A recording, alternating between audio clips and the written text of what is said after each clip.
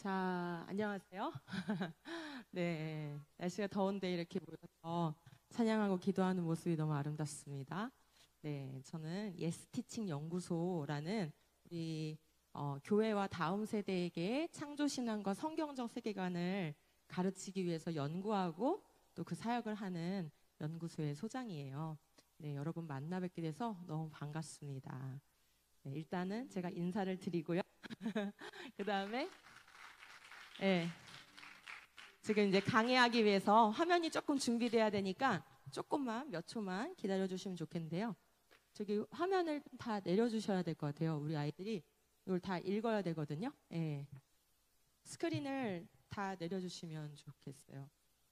네.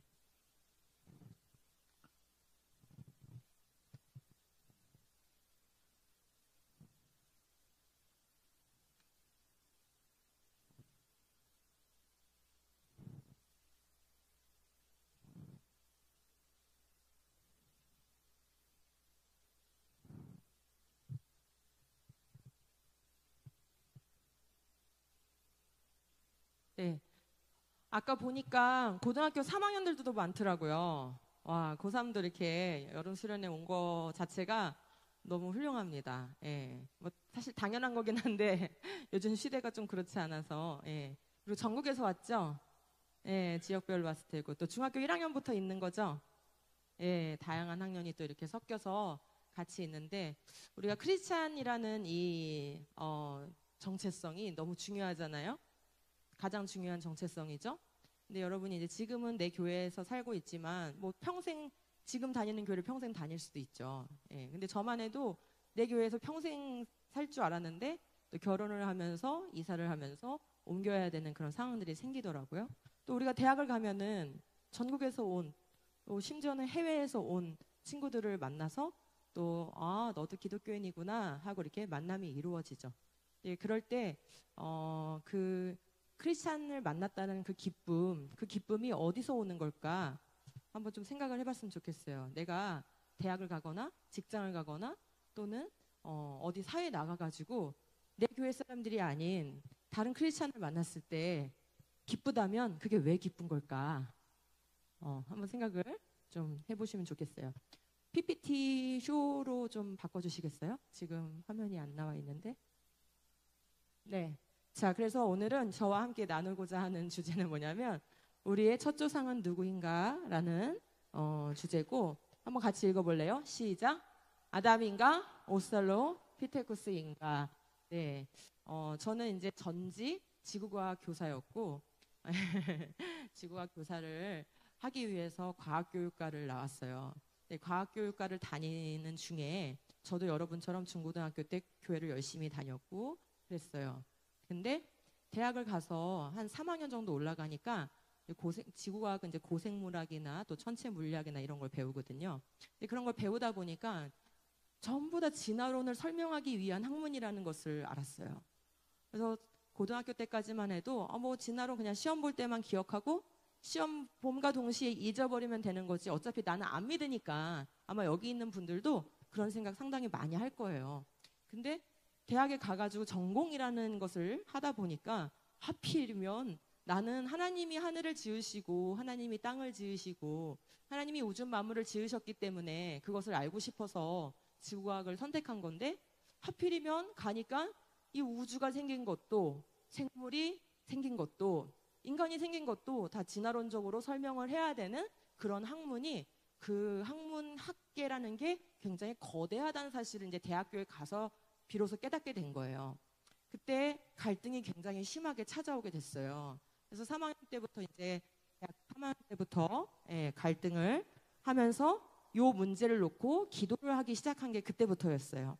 기도를 하다가 공부할 수 있는 곳을 또 찾아가 보기도 하고 또 도서관에서 이런 문제를 좀 해결해 줄 수 있는 책이 뭐가 있나 해가지고 책도 다 뒤져보기도 하고 그랬어요. 근데 그래도 이 문제는 너무나 거대한 문제여서 제가 스스로 이렇게 해결하기가 좀 어려웠어요.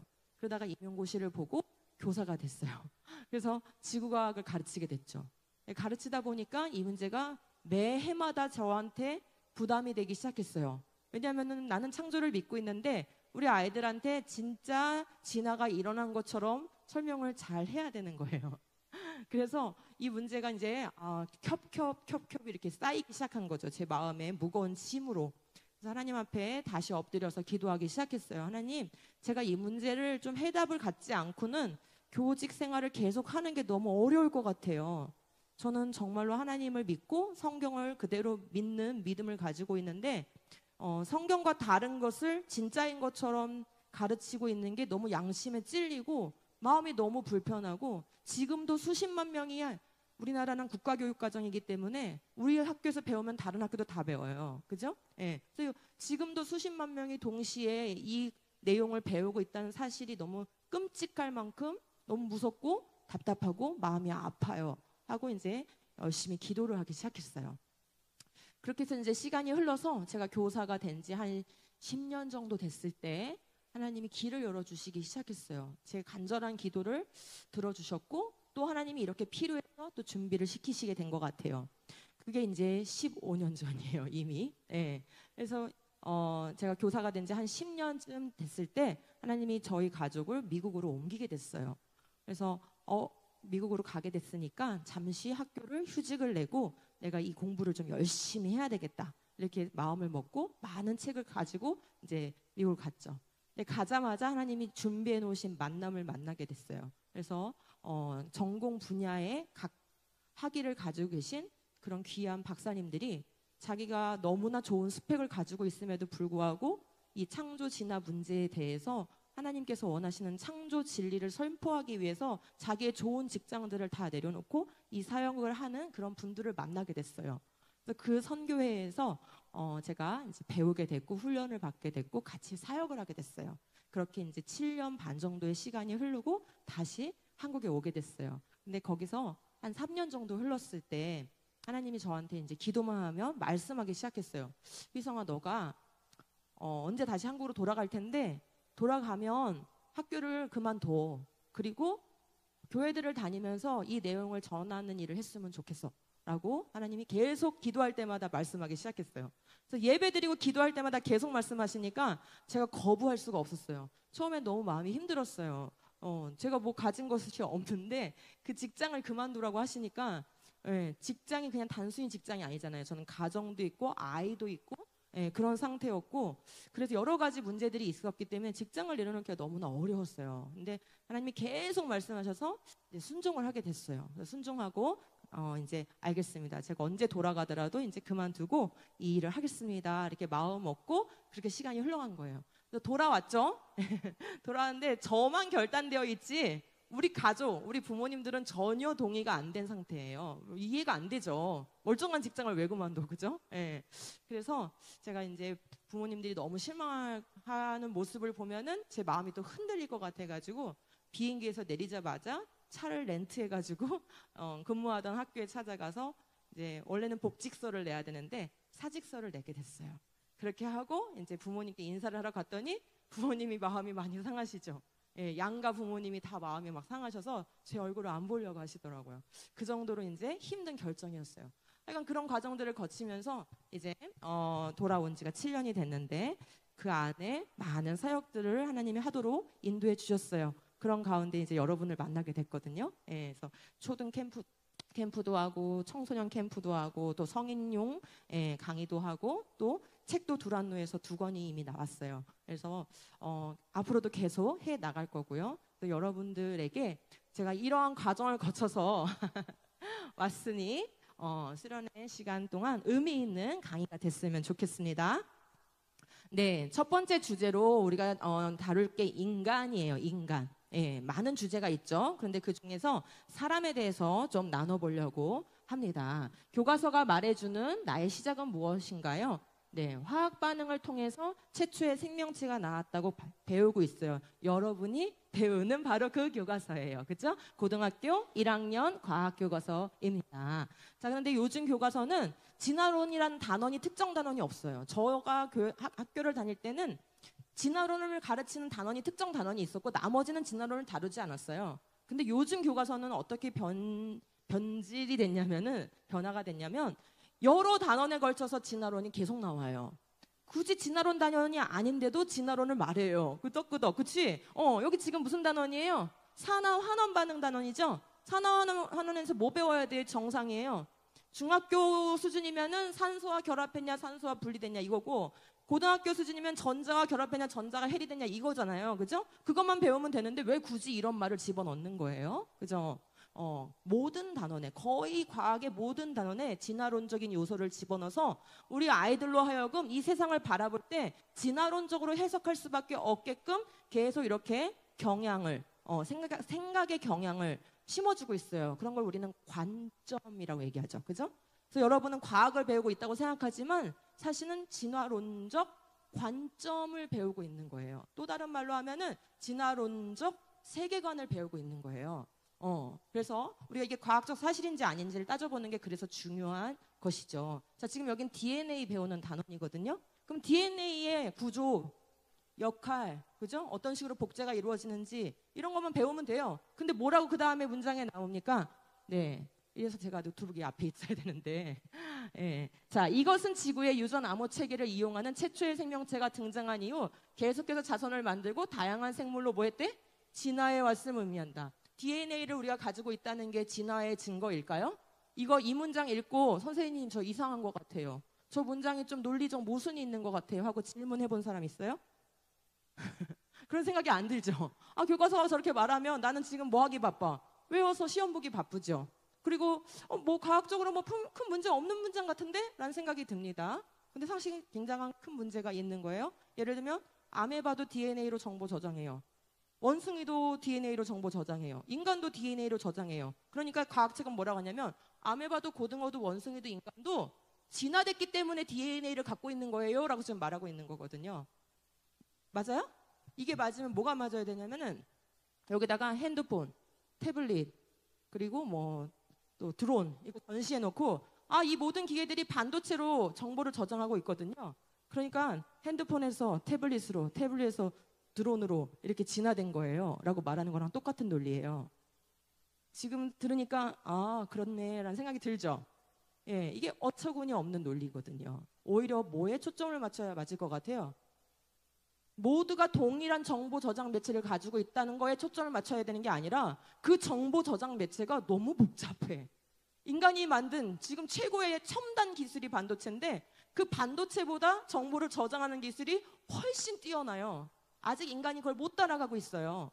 그러면은 너무나 복잡하고 너무 정교한 정보 저장 매체를 가진 걸 보니 그 다음 뭐라고 문장이 서술되어야 옳아요? 이건 저절로 될 수 없습니다 라고 서술이 되어야 옳은 거예요. 그런데 그렇지 않아. 진화론적으로만 생각해. 진화론적으로만 생각해야 돼 라고 관점을 지금 심어주고 있다라는 것을 알 수 있어요. 또 같은 책이에요. 지금 같은 책인데 지금 단원을 넘어가면서 계속 진화론이에요. 우리 부모님들은 이런 거 보시면 놀래요. 여러분이 과학에서 무슨 시간 뭐 배우고 있는지 모르다가 이런 얘기 들으면 진짜 그렇네. 무슨 단원마다 진화론이 나와? 이런 생각을 하게 됐죠. 자, 최초의 생명체가 바로 성캄브리아에게서 출현했대요. 증거가 있으니까 말하는 것 같죠? 근데 솔직히 말씀드리면 증거가 없습니다. 최초의 생명체가 성캄브리아기에 출현했다는 증거가 뭐가 있을 것 같아요? 화석이요? 세포는 화석으로 남아있는 게 없어요. 네, 그죠? 증거가 없습니다. 그럼 왜 저런 말을 할까요? 왜 그럴까요? 진화론은 한 번에 모든 게 완벽하면 안 돼요. 처음부터 모든 게 완벽하면 진화예요, 창조예요? 창조겠죠? 네, 그러니까 진화론은 무조건 논리가 뭐냐면 처음엔 단순한 거, 그리고 갈수록 복잡해진다라는 논리를 벗어날 수가 없어요. 그러니까 오래전이라는 시간을 설정해놓고 오래전에는 단순한 세포가 나왔어요. 점점 다양해지고 복잡했어요. 라는 이 논리 구조 안에서만 설명을 하는 거예요. 그게 증명돼서 그런 설명을 하는 게 아니라 진화적 관점은 그거밖에는 할 수가 없기 때문에 그런 설명을 하는 거예요. 그렇게 하다가 인간이 보니까 제일 복잡해. 그러니까 언제 나와야 돼? 인간은 맨 나중에 나와야 된다고 얘기를 하는 것이죠. 자, 다음 단원 또 다음 단원 됐는데 또 진화론이에요. 그죠? 그래서 생물이 다양해진 이유를 뭘로 설명하고 있어요? 적자 생존, 자연 선택, 이걸 통해서 생명이 이 환경에 적응하는 걸 진화라고 얘기한다고 얘기하고 있어요. 자, 여러분은 이게 당연한 거다라고 생각하고 있겠지만 그렇지 않아요. 진화라는 말 자체의 정의가 끊임없이 바뀌어 왔어요. 정의를 왜 바꿀까요? 처음에 내린 정의가 맞으면 안 바꾸겠죠? 근데 정의를 바꿔야 되는 거야. 왜? 설명이 안 됐어요. 자, 그럼 지금 이 정의가 얼마나 위험한 정의인지 말씀드려 볼게요. 여러분 환경에 적응하면서 살아요? 살죠. 일단 날이 더워지면 땀구멍도 넓어지고 땀이 많이 나잖아요. 이런 건 다 적응하는 거죠. 그죠? 그럼 적응하면 진화래. 교과서 정의가. 그러면 우리 지금 적응하고 있으니까 진화하고 있는 거네 라고 말을 해야 되는 상황이 되는 거예요. 네, 이와 같이 정의 자체를 바꿔서 우리의 생각을 혼란하게 만들어요. 왜냐하면 실제 진화가 관찰되거나 실험되지 않기 때문에 약간 조금 비틀어서 얘기하면 말장난을 하고 있는 거예요. 자, 봅시다. 그러면 이런 식으로 여러분이 계속 진화적 관점을 세뇌받으면서 한 10여 년 정도 교육을 받죠. 초등학교 3학년부터 진화론 교육이 시작하고 우린 대학교 가서도 진화론밖에 안 배우죠. 그래서 이렇게 장기간의 진화론 교육을 받다 보면 여러분이 머릿속에서 아니야, 나는 창조를 믿어. 아니야, 이렇게 생각하다가도 이 지식이 어느덧 스며들어요. 그리고 이 지식이 스며들어서 어떤 부분에 대해서는 신념이 돼요. 여기서 지구가 수십억 년 됐다고 믿는 사람 손 들어봐요. 지구는 수십억 년 됐다고 나는 믿는다. 예, 그죠? 이렇게 손을 들잖아요. 그러면 지구가 수십억 년 됐다는 어떤 증거를 가지고 있으면은 그나마 이거는 믿음이지만 사실적 믿음이죠. 근데 증거가 없는데 믿는다라는 것은 뭘까요? 신념이에요. 그죠? 예. 우리가 어떤 지식을 계속 반복적으로 접하면 그 지식이 옳든 그르든 신념이 될 수가 있어요. 그래서 이게 진짜 사실인지 아닌지를 따져보는 게 굉장히 중요하죠. 그리고 뭐 이게 우리 집 동네에 있는 마트에서 이번 주에 30% 할인하냐 20% 할인하냐 그런 문제가 아니잖아요. 기원에 대한 문제니까 이건 내가 누구냐를 정하는 문제고 내가 앞으로 어떻게 살아야 되느냐에 관련된 문제예요. 그리고 더군다나 내가 믿는 성경이 맞냐 틀리냐 그거와 관련 있는 문제예요. 그렇기 때문에 매우 중요한 그죠? 주제예요. 그러므로 점검이 반드시 필요합니다. 한번 영상 들어볼게요. 죄송하지만 물 한 병만 주세요.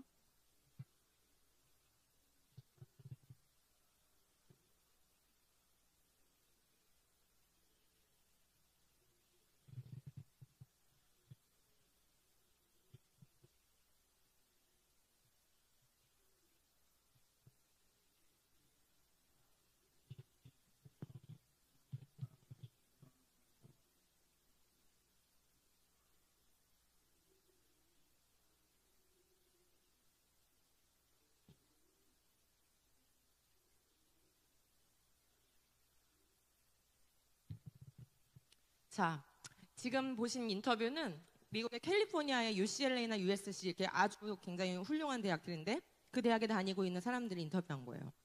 제가 한번 물어볼게요. 오늘날 우리나라의 뭐 서울대, 연고대 이렇게 뭐 대학생들한테 인터뷰하면은 이와 비슷할 것 같아요, 다를 것 같아요? 엄청 비슷할 것 같죠? 솔직히 뭐 대학까지 갈 필요도 없어. 고등학생들한테 인터뷰해도 되게 비슷할 것 같죠?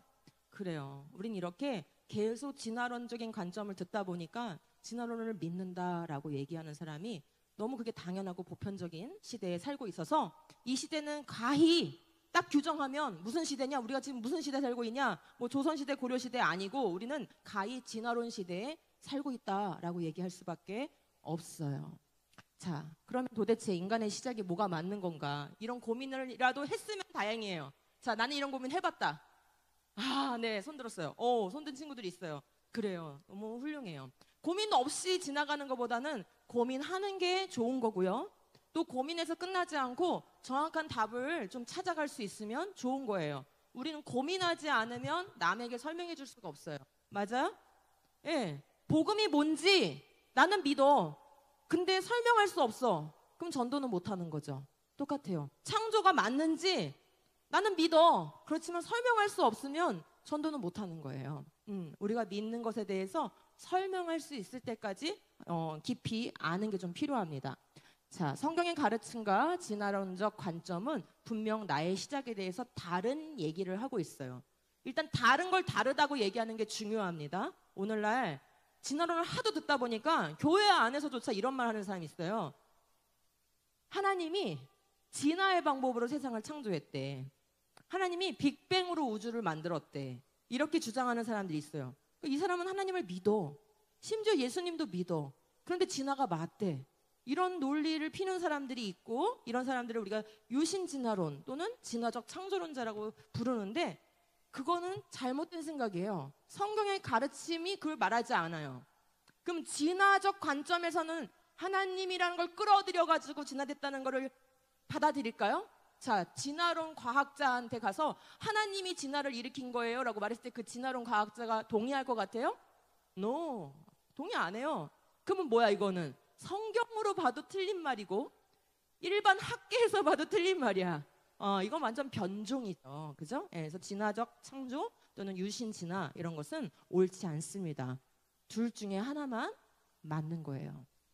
자, 그러면 우리가 진화론을 수용하면 도대체 어떻게 되길래 이게 이렇게 중요한 건지 한번 따져볼게요. 진화론을 수용하면 이런 일이 발생합니다. 세포가 자연 발생한다는 걸 믿는 거죠. 그러면 진화의 과정을 거쳐서 인간까지 이르렀겠죠? 그럼 창세기의 앞에 장들, 창세기 1장, 창세기 2장, 창세기 3장, 이거는 역사적 기록이에요? 비역사적 기록이에요? 진화론이 맞으면 비역사적 기록이 됩니다. 자, 그 다음에 두 번째, 유인원 공동조상으로부터 인간이 나왔다면, 즉 네 발로 기다가 두 발로 걷는 인간이 된 게 맞는 말이라면 역사적 최초 인간 부분은 있었어요? 없었어요? 아담, 하와 이런 역사적 최초 인간 부분이라는 건 없는 거예요. 그러면은 그들이 지은 원죄, 그런 타락 사건이 사실입니까? 아닙니까?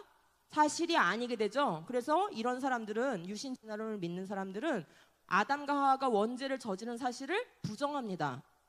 네, 원죄를 부정해요. 타락 사건이 실제 있었던 게 아니고 그 기록은 신화적인 기록이라고 얘기를 해요. 이렇게 성경을 왜곡하게 되죠. 3번, 인간의 의식, 지성, 언어, 심지어 정신도 점진적 진화의 과정으로 나타난 게 돼버려요. 뭐 그렇다 칩시다. 만약에 물질의 변화가 언어도 만들고 지성도 만들고 감정도 만들 수 있다고 칩시다. 그런데 영혼은 어디 있어요? 영혼은 물질의 변화가 영을 만들 수 있나? 이건 물질계가 아니잖아요. 그죠? 그러면 영혼이라는 것은 존재 근거가 없어지는 거예요. 자, 괜찮을까요? 기독교는 무슨 종교예요? 영혼 구원을 하리죠? 그러면 영혼의 존재가 근거가 없어. 그럼 예수님 왜 믿어? 수련회 왜 왔어? 그죠? 예.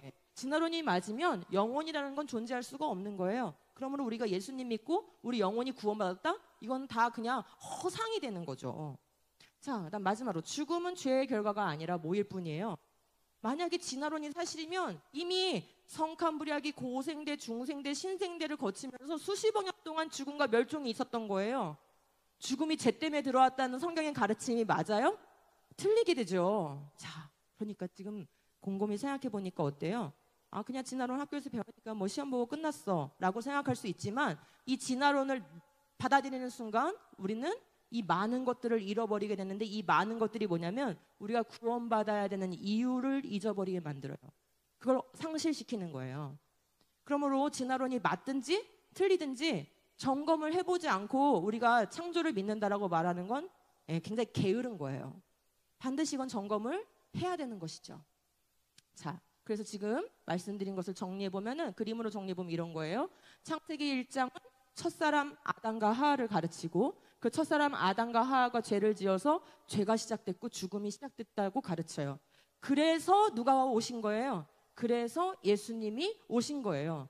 그 원죄를, 그 죄의 대가를 대신 치르기 위해서 예수님이 오신 거예요. 그리고 그분을 믿으면 우리에게 어떻게 합니까? 영원한 생명을 주시겠다고 약속하시는 게 바로 복음이에요. 그런데 진화론이 맞으면은 어떻게 될까요? 이거 거짓말돼. 창세기 1에서 3장이 거짓말돼? 그럼 자연스럽게 이 원죄의 문제를 해결하기 위해서 오신 예수님의 죽음이 필요가 없어져요. 이게 거짓말이 되는 거예요. 이러한 관계가 있습니다. 그래서 창조는 단지 창조 진화의 문제가 아니라 복음과 관련된 문제이기 때문에 우리 매우 중요하게 다뤄야 되는 문제고 교회가 깨어서 이 문제에 대해서 인식을 해야 합니다. 같이 읽어볼게요. 시작. 아담 안에서 모든 사람이 죽은 것 같이 그리스도 안에서 모든 사람이 삶을 얻으리라. 여러분 이 말씀 믿습니까? 네, 여러분이 아담 안에서 죽었다는 것도 믿습니까? 죄 때문에 우리가 죽었다는 것을 믿습니까? 네, 아멘 못하시는 분들은 오늘 밤에 부르짖어 기도하세요. 내가 죄 때문에 정말 죽은 존재인데 예수님 때문에 삶을 얻은 존재라는 확신이 있어야 돼요. 그런데 아담 때문에 죽은 게 만약에 거짓이 되면 어떻게 되죠? 진화론 맞으면 이거 거짓이에요. 그러면 예수님 때문에 삶을 얻는 것도 예, 필요가 없어집니다. 그럼 우리가 성경을 믿을 필요가 없어지는 거예요. 이렇게 중요한 문제입니다. 자, 그러면 몇 가지 풀어드릴게요. 일단 우리 친구들이 학교에서 배우는 진화론의 생물 진화의 주요 내용은 1번 자연선택이고 2번 돌연변이에요. 그 다음에 과학 시간이 아니라 역사 시간에 뭘 배우냐면 인류의 기원이라는 걸 배워요. 그죠? 이 세 가지 문제에 대해서 선생님이 좀 정리를 해드리도록 하겠어요. 자연선택 정말 가능한 건가? 자연선택을 통해서 정말 진화가 일어나는 건가? 한번 생각해 보죠. 이 누구의 아이디어였던 것 같아요? 처음에 이런 생각을 제시한 사람이 누구예요? 맞아요. 찰스 다윈이에요. 찰스 다윈의 노트를 보면은 이렇게 하나의 세포를 그려놓고 수많은 생물들이 그 하나의 세포로부터 나왔다라는 그림을 그려놨어요. 이걸 뭐라고 부르냐면 공통조상이라고 불러요. 하나의 단일한 공통조상, 최초의 세포, 아까 교과서에 써 있었잖아. 그게 바로 다윈의 아이디어예요. 그 최초의 세포로부터 수백만 종의 생물이 나오고 그 끝에 인간이 나왔다라고 주장을 하게 된 거죠. 그 사람이 제시한 원리가 있어요. 자, 이게 이제 다윈의 노트고, 그죠? 다윈이 생각한 그 원리가 있어요. 그럼 무엇이 그렇게 만드느냐? 무엇이 하나의 세포로부터 다양한 생물이 나오게 만드느냐? 하고 그 제시한 메커니즘이 뭐였냐면 자연 선택에 의한 종의 기원이라고 해서 자연 선택이라는 걸 이 사람이 제시한 거예요. 그러면 우리가 자연 선택이 뭔지를 좀 생각해 봐야 되겠죠. 이게 정말 진화의 원리일 수 있는 건가? 다윈은 주장할 때 핀치새를 가지고 주장을 했어요. 왜냐하면 이 사람이 갈라파고스를 갔죠. 지금 오늘날도 5년씩이나 갈라파고스 갔다 올 수 있는 사람 있어요? 집안이 먹고 살기에 충분해야 그런 일 가능하죠. 그러니까 이 당시에 비행기도 없는 시절인데 배 타고 5년이나 항해를 한다? 집안이 좀 살만한 거예요. 그러니까 이 사람이 가서 세계에 가서 모르는 세계, 미지의 세계에 대한 어떤 수많은 이야기들을 가져와서 전해주니까 사람들은 정말 솔깃 이 사람 이야기를 들을 수밖에 없었죠. 자, 근데 이 사람이 관찰한 게 뭐였냐면 섬마다 그 갈라파고스가 이렇게 섬마다 조그만 섬들이 이렇게 쭉 나열되어 있는데 섬마다 핀칫의 부리 모양이 달랐어요. 왜 달랐을까요? 부리 모양이. 섬마다 먹이가 달랐기 때문이거든요. 근데 이 다윈이 살던 시절은 1800년대 중반에서 후반인데 이 다윈이 살던 시절에는 아직 뭐가 밝혀지지 않았냐면 유전자라는 개념이 밝혀지지 않았을 때고 DNA도 몰랐고 현미경은 있었으나 세포의 속이 들여다 보이는 현미경은 아니었어요. 그러니까 세포가 굉장히 단순한 거라고 생각을 했고 DNA는 아예 존재를 몰랐던 그런 시절이에요. 그래서 이 사람은 뭐라고 결론을 지었냐면 먹이가 부리의 모양을 바꿨다라고 생각을 했어요. 자, 여러분 이 말 틀린 말이에요? 맞는 말이에요? 먹이가 부리의 모양을 바꿨다. 여러분 이걸 맞는 말이라고 생각하면 여러분은 여전히 1800년대에 살고 있는 거예요. 왜 틀린 말인지 한번 생각해 볼게요. 자, 섬마다 부리의 모양이 이렇게 달랐어요. 먹이와 환경에 따라서 부리의 모양이 다른 건 사실이에요. 자, 그런데 한번 생각해 볼게요. A섬에 이렇게 부리가 뭉툭한 핀치새가 살고 있다고 해봅시다. B섬에 부리가 이렇게 뾰족한 핀치가 살고 있다고 해봅시다. 자, 저 부리가 뭉툭한 핀치새는 A섬에서 딱딱한 곡식을 쪼아먹고 살고 있는 거예요. 저 부리가 뾰족한 핀치새는 선인장의 즙을 빨아먹는 거예요. 아, 부리 모양하고 연결이 되죠? 자, 그러면 이 부리가 뾰족한 핀치새가 A섬에 놀러 갔다고 해보죠. 놀러 갔어. 근데 먹기가 좋아요, 안 좋아요? 딱딱한 열매를 쪼아 먹어야 되는데 내 부리는 얇고 길어. 안 좋죠? 그럼 어떡할까요? 아, 놀러 갔는데 안 맞아. 죽어? 어떻게? 돌아와야지. 그죠? 내 섬으로 돌아와야지. 자, 그러면 이런 식으로 하다 보면은 시간이 흐른 다음에 요 딱딱한 곡식이 많은 섬에는 어떤 핀치새만 남겠어요? 부리가 뭉툭한 핀치새만 남겠죠. 걔가 살기가 좋으니까 거기서 적응하면서 살 거예요. 그다음에 요 B섬에는 누가 살고 있겠어요? 부리가 뾰족한 핀치새 위주로 번식하면서 살겠죠. 그래서 시간이 흐르면 A섬과 B섬의 부리의 분포가 다를 수밖에 없게 되는 거죠. 우린 이걸 자연선택이라고 말하는 거예요. 자, 그런데 문제는 뭐냐면 적응을 해가지고 DNA가 바뀐 걸까요? 아니면 원래 다양한 부리의 DNA가 있어서 그 DNA 따라서 적응한 걸까요? 이제 좀 생각이 되죠? 요게 맞는 게 아니라 요게 맞는 거라는 게 좀 이해가 되려고 하죠? 네, 맞아요. 우리가 환경에 적응하는 과정에서 여러분이 지금 열심히 땀 흘리고 있어, 더워가지고. 그런다고 해서 내 체세포에 있는 DNA가 더위에 잘 적응하는 DNA로 바뀔까요? 아니요. 내 DNA는 어디서 왔어요? 우리 엄마 아빠가 준 거예요. 마찬가지예요. 핀칫에도 왜 부리가 뭉툭했을까요? 왜 부리가 뾰족했을까요? 뭉툭한 핀칫에는 부모로부터 그 DNA를 받아서 자란 거예요. 그죠?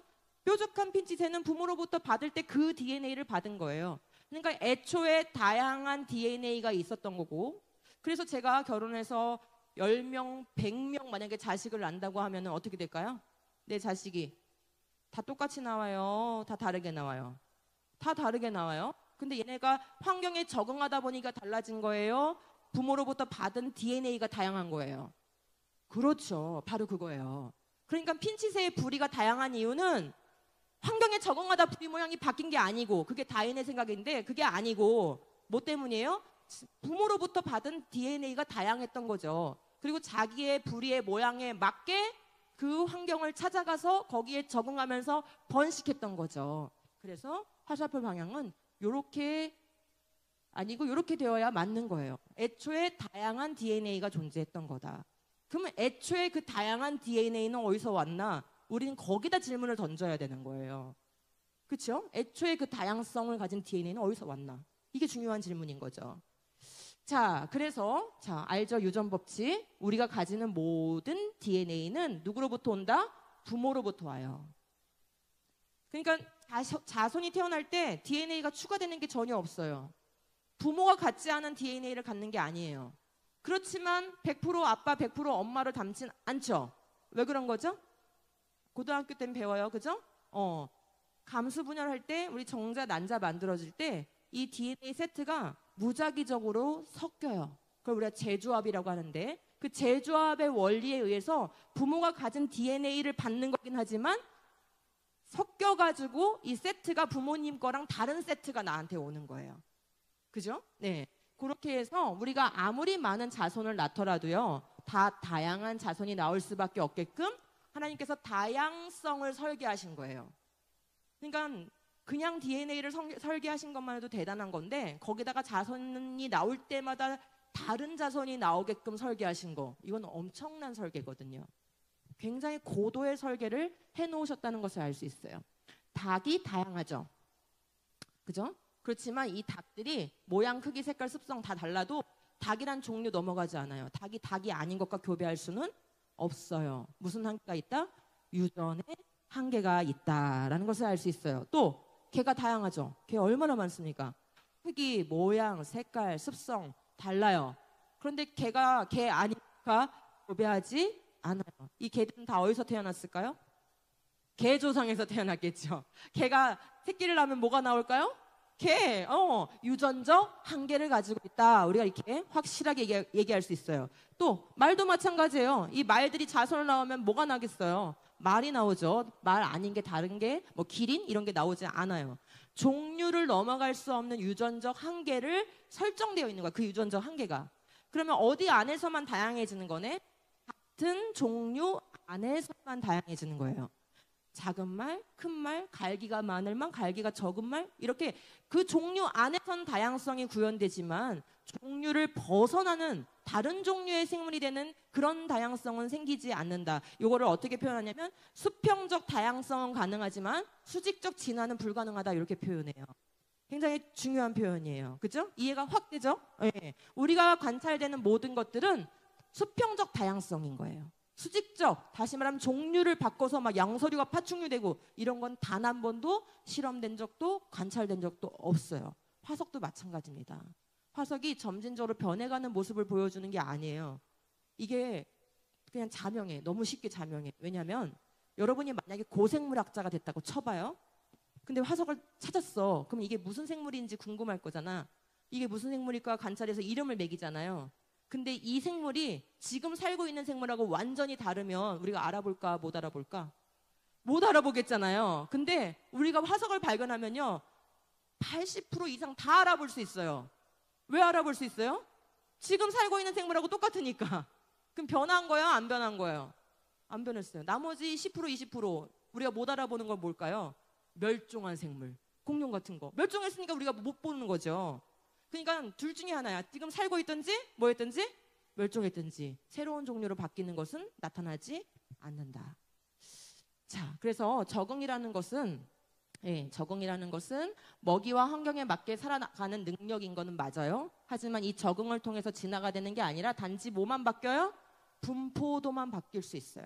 자, 아까 그 뾰족한 부리의 핀치새 다시 한번 생각해 보자. 이 핀치새가 만약에 선인장이 다 말라 죽는 전염병이 돌았다고 해봅시다. 그럼 이 뾰족한 핀치새 자기 섬에서 살 수가 없겠죠. 다른 섬에 갔어요. 근데 거기도 전염병이 닥쳐서 먹을 게 없어.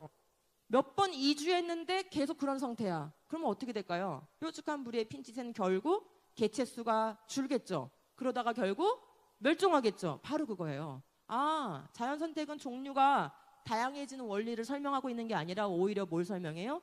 분포도가 왜 다른지, 건조한 지역에서는 왜 저런 동물이 살고 동토, 추운 지역에서는 왜 저런 동물이 사는지, 이 분포도를 설명할 수 있는 거고, 또 하나지 멸종을 설명할 수 있는 거지 진화를 설명할 수 있는 게 아니다라는 것을 알 수 있습니다. 자, 자연선택 정리했어요. 자연선택은 종류를 바꾸지 못한다. 네, 좋습니다. 너무 잘 듣고 있어. 훌륭해요, 여러분. 정말. 자, 그 다음에 돌연변이 한번 알아봅시다. 돌연변이가 진화를 일으킨다고 주장하고 있는데 과연 그런가? 자, 돌연변이가 뭡니까?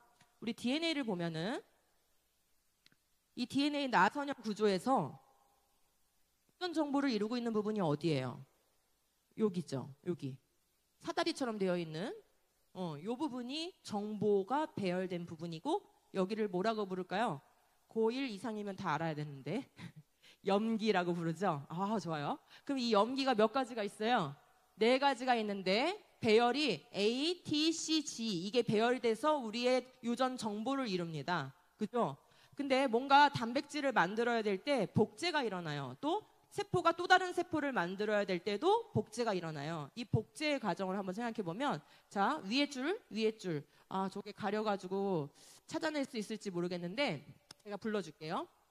여기 AC, AAA, GG, CC, TTC 이렇게 돼 있어요.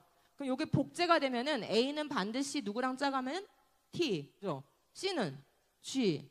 그래서 이렇게 쭉 보면은 뭐 하나 틀렸어요. 어디 틀렸어요? 여기 틀렸죠? T니까 뭐가 와야 되죠? A가 와야 되는데 G가 왔잖아요. 우리 이런 걸 돌연변이라 하거든요. 자, 그러면은 지금 요 서열, 요걸 염기 서열이라고 부르죠. 염기들이 줄지어 있어서 염기 서열. 이 염기 서열로 뭘 만드냐면 단백질을 만드는 정보인 유전자를 이루게 돼요. 근데 유전자가 되려면은 하나의 유전자가 요 배열을 1000개 이상 필요로 해요. 이 1000개 이상이 쭉 순서가 다 맞아야 돼. 그러면 그걸 그대로 복제해가지고 단백질을 제조하는 거예요. 자, 그러면은 내가 지금 정확한 단백질을 만드는 정보를 가지고 있는데 걔를 복제했더니 지금 돌연변이가 생긴 거예요. 그러면 맞는 단백질을 만들 수 있을까요? 그쵸? 정보가 고장났잖아요. 이렇게 되면 문제가 생기는 거겠죠? 그럼 진화론자들의 주장이 뭐냐면 이런 돌연변이가 쌓여서 전혀 없던 생물로 변해간다는 거예요. 납득이 돼요? 납득이 됩니까? 자, 이 친구는 지금 얼굴에 엄청 털이 많이 나는 그런 돌연변이를 앓고 있어요. 암브라스 증후군이라고 하는데 여러분 정도의 나이에 있는 친구예요. 우리나라는 아직 암브라스 증후군이 발견이 안 됐는데 이게 동남아 친구거든요. 이 친구 우리처럼 학교 다니고 급식 먹고 시험 보고 다 할 수 있어요. 근데 다만 얼굴에 털이 나 있을 뿐이에요. 여러분은 이 사진을 보면서 저 친구가 털 많은 동물로 진화 중이다 이런 생각이 듭니까? 아니면 질병을 앓고 있구나라고 생각합니까? 그래요. 만약에 제가 결혼할 때 누가 와가지고 축복해 돌연변이나 이렇게 얘기하면 기분이 좋아요? 그렇죠. 우린 다 이미 알고 있어. 돌연변이 뭐다. 결과가 좋지 않다라는 것을 다 알고 있어요. 아니 돌연변이로 진화가 일어난다면 돌연변이를 낳는다는 말이 축복이어야지. 근데 돌연변이 그럼 벌써 우리는 안 좋은 부정적 인식을 갖고 있어요. 그럴 수밖에 없죠. 자, 과학자들이 지금 수십 년째 실험을 하고 있어요. 초파리가 인생 주기가 짧아요. 그래서 초파리 가지고 실험을 하죠. 평상시에는 DNA 돌연변이가 많이 일어나지 않기 때문에 평상시보다 수만 배의 엑스레이 감마선을 쪼이게 돼요. 그러면 돌연변이가 막 일어나죠. 이렇게 해서 몇 세대를 걸쳐보는 거예요. 그랬더니 초파리가 어떻게 됐을까요? 더 날개가 잠자리처럼 변한다거나 크기가 막 똥파리처럼 커진다거나 뭔가 어떤 기능이 개선된 초파리가 나왔을까요? 조직이나 기관이 더 나아진 초파리는 단 한 번도 발견된 적이 없어요. 지금까지 수천 번의 실험을 하고 있습니다. 그럼 단 한 번도 나온 적이 없어요. 결과는 전부 다 어떠냐면 기형 초파리예요. 날개가 찌그러지고 다리가 삐뚤어지고 눈에 색소 빠지고 눈에 실명하고 다 기형 초파리밖에 나오지 않아요. 자, 돌연변이로는 불가능한 게 있어요. 원래 있던 정보를 없애는 거야. 그렇죠? 오타 났으니까. 우리 타이핑 하다가 오타 난 것 같은 거죠. 그러니까 원래 있었던 것을 상실하는 것을 의미하는 것이지 결코 없던 것을 새로 얻는 것이 아니라는 거죠. 날개나 눈 같은 이런 조직이나 기관을 만들려면요 엄청난 유전 정보가 필요합니다. 지금 아까 제가 유전자라는 게 단백질 하나를 만드는 정보라고 그랬어요. 근데 눈이나 날개 이런 걸 만들려면요 유전자가 어마어마하게 필요합니다. 이거는 책으로 치면은 수십 건 수백 건짜리의 책이 돼요. 그런 정보가 우연히 저절로 생긴다? 그것도 돌연변이에 의해서 불가능하다는 얘기입니다. 자, 그래서 한번 들어보세요.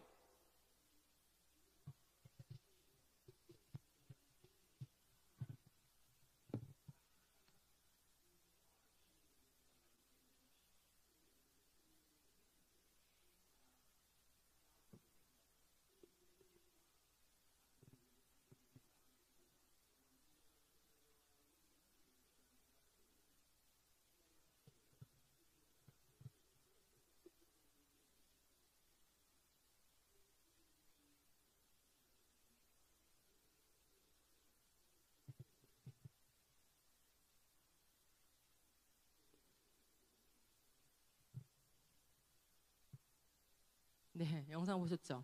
지금 인터뷰를 당한 저분들은 평생 대학에서 진화론 연구하는 진화학자들이에요. 제가 궁금한 건 뭐냐면 내 전문 분야가 진화면은 누군가 진화의 증거 좀 대주세요 라고 했을 때 술술술 몇 가지는 나와야 될 것 같아요. 평생 연구한 분야니까. 근데 자기 분야가 저 진화론자들인 사람들한테 인터뷰를 했는데 종류가 바뀐 예를 단 한 가지도 들어주지 못하고 있어요. 계속 뭐라래요? 박테리아가 뭐 됐대요? 박테리아 됐대요. 박테리아가 박테리아 된 게 진화예요? 그렇죠. 실험적으로 아직까지 단 한 번도 생물의 어떤 더 나은 조직과 기관을 만든 것을 본 적이 없습니다. 돌연변이 실험을 통해서 그런 일이 단 한 번도 일어난 적이 없어요. 자, 일단 인간의 질병 중 알려진 것만 약 4천여 가지가 DNA 돌연변이에 의해서 유발된다. 무슨 뜻이에요? 의학 논문과 의학 책에서는 돌연변이를 뭐의 원인으로 다루고 있다는 거죠? 질병의 원인으로 다루고 있다는 거예요. 그래서 우린 돌연변이에 의해서 생긴 병을 유전병이라고 불러요. 대체적으로 우리 몸은 너무 하나님이 잘 만들어 놓으셔서 돌연변이가 지금도 여러분 몸에서 일어나고 있지만 이거를 리페어하는 수정하는 시스템을 갖고 있어요. 또 잠을 잘 때 우리 몸에 하루 동안 일어났던 DNA들을 돌연변이들을 수정을 하기도 하고 그래요. 그래서 잠 잘 자는 게 되게 중요해요. 그런데 간혹은 그렇게 수선하기도 하고 그다음에 돌연변이가 일어났을 때 그 유전 정보는 못 쓰게 됐지만 요 정보를 대체할 다른 정보들이 준비돼 있어서 이게 바로 티가 나지 않아요. 그런데 가끔은 한 글자만 달라져도 아주 큰 질병이 되는 경우들이 있어요. 예를 들면 우리 교과서에 나오는 겸형 적혈구증 들어봤죠? 적혈구의 모양이 남 모양으로 바뀌는 그것도 염기 단 한 개 바뀐 거예요. 그 다음에 7살인데 70살처럼 되는 조로증 들어봤어요? 일찍 늙어버리는 병인데요. 그것도 염기 단 한 개 바뀐 거예요. 이런 식으로 이 염기가 하나가 오타가 난다는 이 자체가 어마어마한 질병의 원인으로 등장하고 있어요. 그런데 분명히 의학에서는 돌연변이가 질병의 원인이야. 근데 생물학 교과서만 가면 어떻게 돼요? 이 돌연변이가 진화의 원리로 둔갑을 하는 거죠. 이론적으로 마치 긍정적인 돌연변이와 부정적인 돌연변이가 흔한 것처럼 말하고 있다는 거예요. 빈도수에서 거의 동등하게 일어나는 것처럼 말한다는 거죠. 하지만 그 교과서들은 긍정적 돌연변이가 결코 관찰된 적이 없으며 명확하게 유전학에서 알려져 있지 않다는 사실을 학생들에게 말하지 않는다. 이렇게 과학자가 정확하게 지적을 해주고 있어요. 여러분 돌연변이 어떻습니까? 드물게 일어나고 해로워요. 그리고 자연 선택의 과정에서 저런 동물들은 더 살아남기 좋을까요? 도태되기 좋을까요? 도태되기가 좋겠죠? 그러니까 오히려 멸종의 원리이지 진화의 원리가 아니라는 것을 알 수 있어요. 더 중요한 사실, 돌연변이를 누적시켜가지고 눈이나 날개나 심장 같은 고급 기관을 만들 수 있는 그런 고급 유전 정보를 만들 수가 없어요. 진화가 되려면 뭘 설명해야 되냐면 어떻게 새로운 유전 정보가 추가되느냐를 설명해야 돼요. 근데 이 추가되는 원리를 어떤 것도 설명할 수 없기 때문에 진화는 불가능하다라고 얘기할 수가 있는 거예요. 여러분, 우리가 지금 인간에 대해서 알아보고 있으니까 첫 번째 부부로부터 세대가 쭉 거듭돼서 성경적으로 치면 지금 한 200세대가 지났다고 보고 있어요. 근데 진화론적으로 치면 어떻게 될까요? 자, 성경적으로 보면은 200세대가 돌연변이가 누적됐다고 볼 수 있는데 진화론적으로 치면은 역사교과서, 과학교과서는 아까 20만 년 전에 인간 나왔다 그랬죠? 역사교과서는 우리 중학교 1학년 때 뭐라고 배웠어요? 480만 년 전에 오스트랄로피테쿠스 아판시스로부터 이렇게 나왔다 이렇게 배우잖아요. 그러면 수백만 년 동안 진화가 누적돼야 돼. 그럼 어떻게 됐을 것 같아요? 이미 만 세대, 2만 세대, 3만 세대 이렇게 지나면서 돌연변이가 너무 많이 누적돼서 인간은 존재할 수 없었어야 돼요. 그 돌연변이로 인해서 지금도 질병이 돌연변이 때문에 많이 나타나는데 만 세대, 2만 세대, 3만 세대 됐으면요 돌연변이 때문에 멸종했어야 되는 거예요. 이걸 우리가 돌연변이 시계라고 얘기합니다. 돌연변이가 누적되는 속도에 의해서 얼마큼 돌연변이가 누적되는지를 계산할 수가 있어요. 오늘날 우리가 계산했을 때 평균적으로 70개 정도를 잡아요. 그러니까 우리 엄마 아빠한테 내가 그 DNA 물려받을 때 엄마 아빠가 갖지 않았던 돌연변이를 70개 정도 더 받은 거야. 정자와 난자에 생긴 돌연변이는 자식에게 물려져요. 내 자식에게 물려질 때 내가 받지 않았던 70개 정도의 돌연변이를 누적시켜서 물려줍니다. 이런 식으로 하니까 어떻게 되겠어? 세대가 넘어갈수록 돌연변이가 쌓이게 되죠. 근데 그 쌓인 결과가 질병을 일으키는 것이기 때문에 너무 많이 쌓이면 더 이상 그 종은 유지될 수가 없어요. 네, 그것만 봐도 이 인류의 역사는 그렇게 오래된 것이 아니다라는 사실을 알 수 있죠. 자, 돌연변이가 쌓이면 진보예요, 퇴보예요? 예, 질병이 많아지고요. 결국 멸종할 수밖에 없어요. 그럼 여기서 중요한 질문이 떠오르죠. 언제 가장 좋았던 걸까요? 세대가 거듭될수록 돌연변이는 많아지는 거예요. 누적되는 거예요. 그러면 위로 올라갈수록 돌연변이가 적죠? 그럼 언제가 제일 좋은 거예요? 처음이 좋았다. 어디서 많이 들어봤어요? 좋았다? 좋았더라. 어디 나와요? 창세기 1장. 하나님이 맞아요? 하나님 말씀이 맞아요? 네, 하나님 말씀이 맞아요. 처음에 완벽하게 지으신 거예요. 처음엔 당연히 돌연변이가 없는 상태로 지으셨죠. 그럼 한번 질문해 봅시다. 그럼 돌연변이는 언제쯤부터 생겼을까요? 뭐 우리가 언제다고 딱 말할 수는 없지만 성경의 근거에서 우리가 추론할 수 있어요. 노아홍수 이후다. 뭐 괜찮은 대답입니다. 네, 또 이거를 생각을 잘 못하더라고요. 사실은 굉장히 쉬운 건데 우리가 늘 아는 건데 이렇게 연결을 잘 못 짓는 거예요. 여러분, 아담과 하와가 죄를 지었을 때 하나님께서 이 세상을 저주하신 거 알고 있어요? 네, 그죠? 아담과 하와만 벌을 받았어요? 세상 전체가 벌 받았어요? 세상 전체가 벌 받았죠. 그때 벌 내리실 때 이런 식으로 말씀하세요. 하나님이 아담아 너 때문에 이렇게 말해요. 하나님이 아담아 너 때문에 땅이 저주를 받아. 그래서 가시덤불과 엉겅퀴가 나올 거야. 뱀아 너는 다른 동물보다 더 저주를 받아. 그래서 너는 배로 기어다니게 될 거야. 이런 식으로 말씀하세요. 그러면 땅 저주 받았죠? 식물들 변화 있었어요? 식물 변화 있었죠? 원래 에덴 동산에는 가시덤불, 엉겅퀴, 뭐 독버섯 이런 게 있었어요? 없었죠. 근데 그런 게 생겨났다는 거예요. 그 다음에 동물계 변화 있었어요? 예, 뱀에게 뱀아 너는 다른 동물보다 더 저주를 받아 이렇게 얘기했어요. 그럼 다른 동물도 저주 받은 거예요? 맞죠? 저주 받았는데 뱀은 더 받은 거예요. 그러니까 식물계, 동물계, 땅, 이 모든 지구 자체가 이 우주 만물 자체가 이런 걸 강등됐다고 해. 급수가 원래 완전한 급수였어. 근데 타락하니까 하나님이 물리적 세계, 생물학적 세계를 다 강등시킨 거예요. 그래야 우리가 뭐 할 수 있으니까, 죄의 결과가 무엇인지를 깨달을 수 있으니까.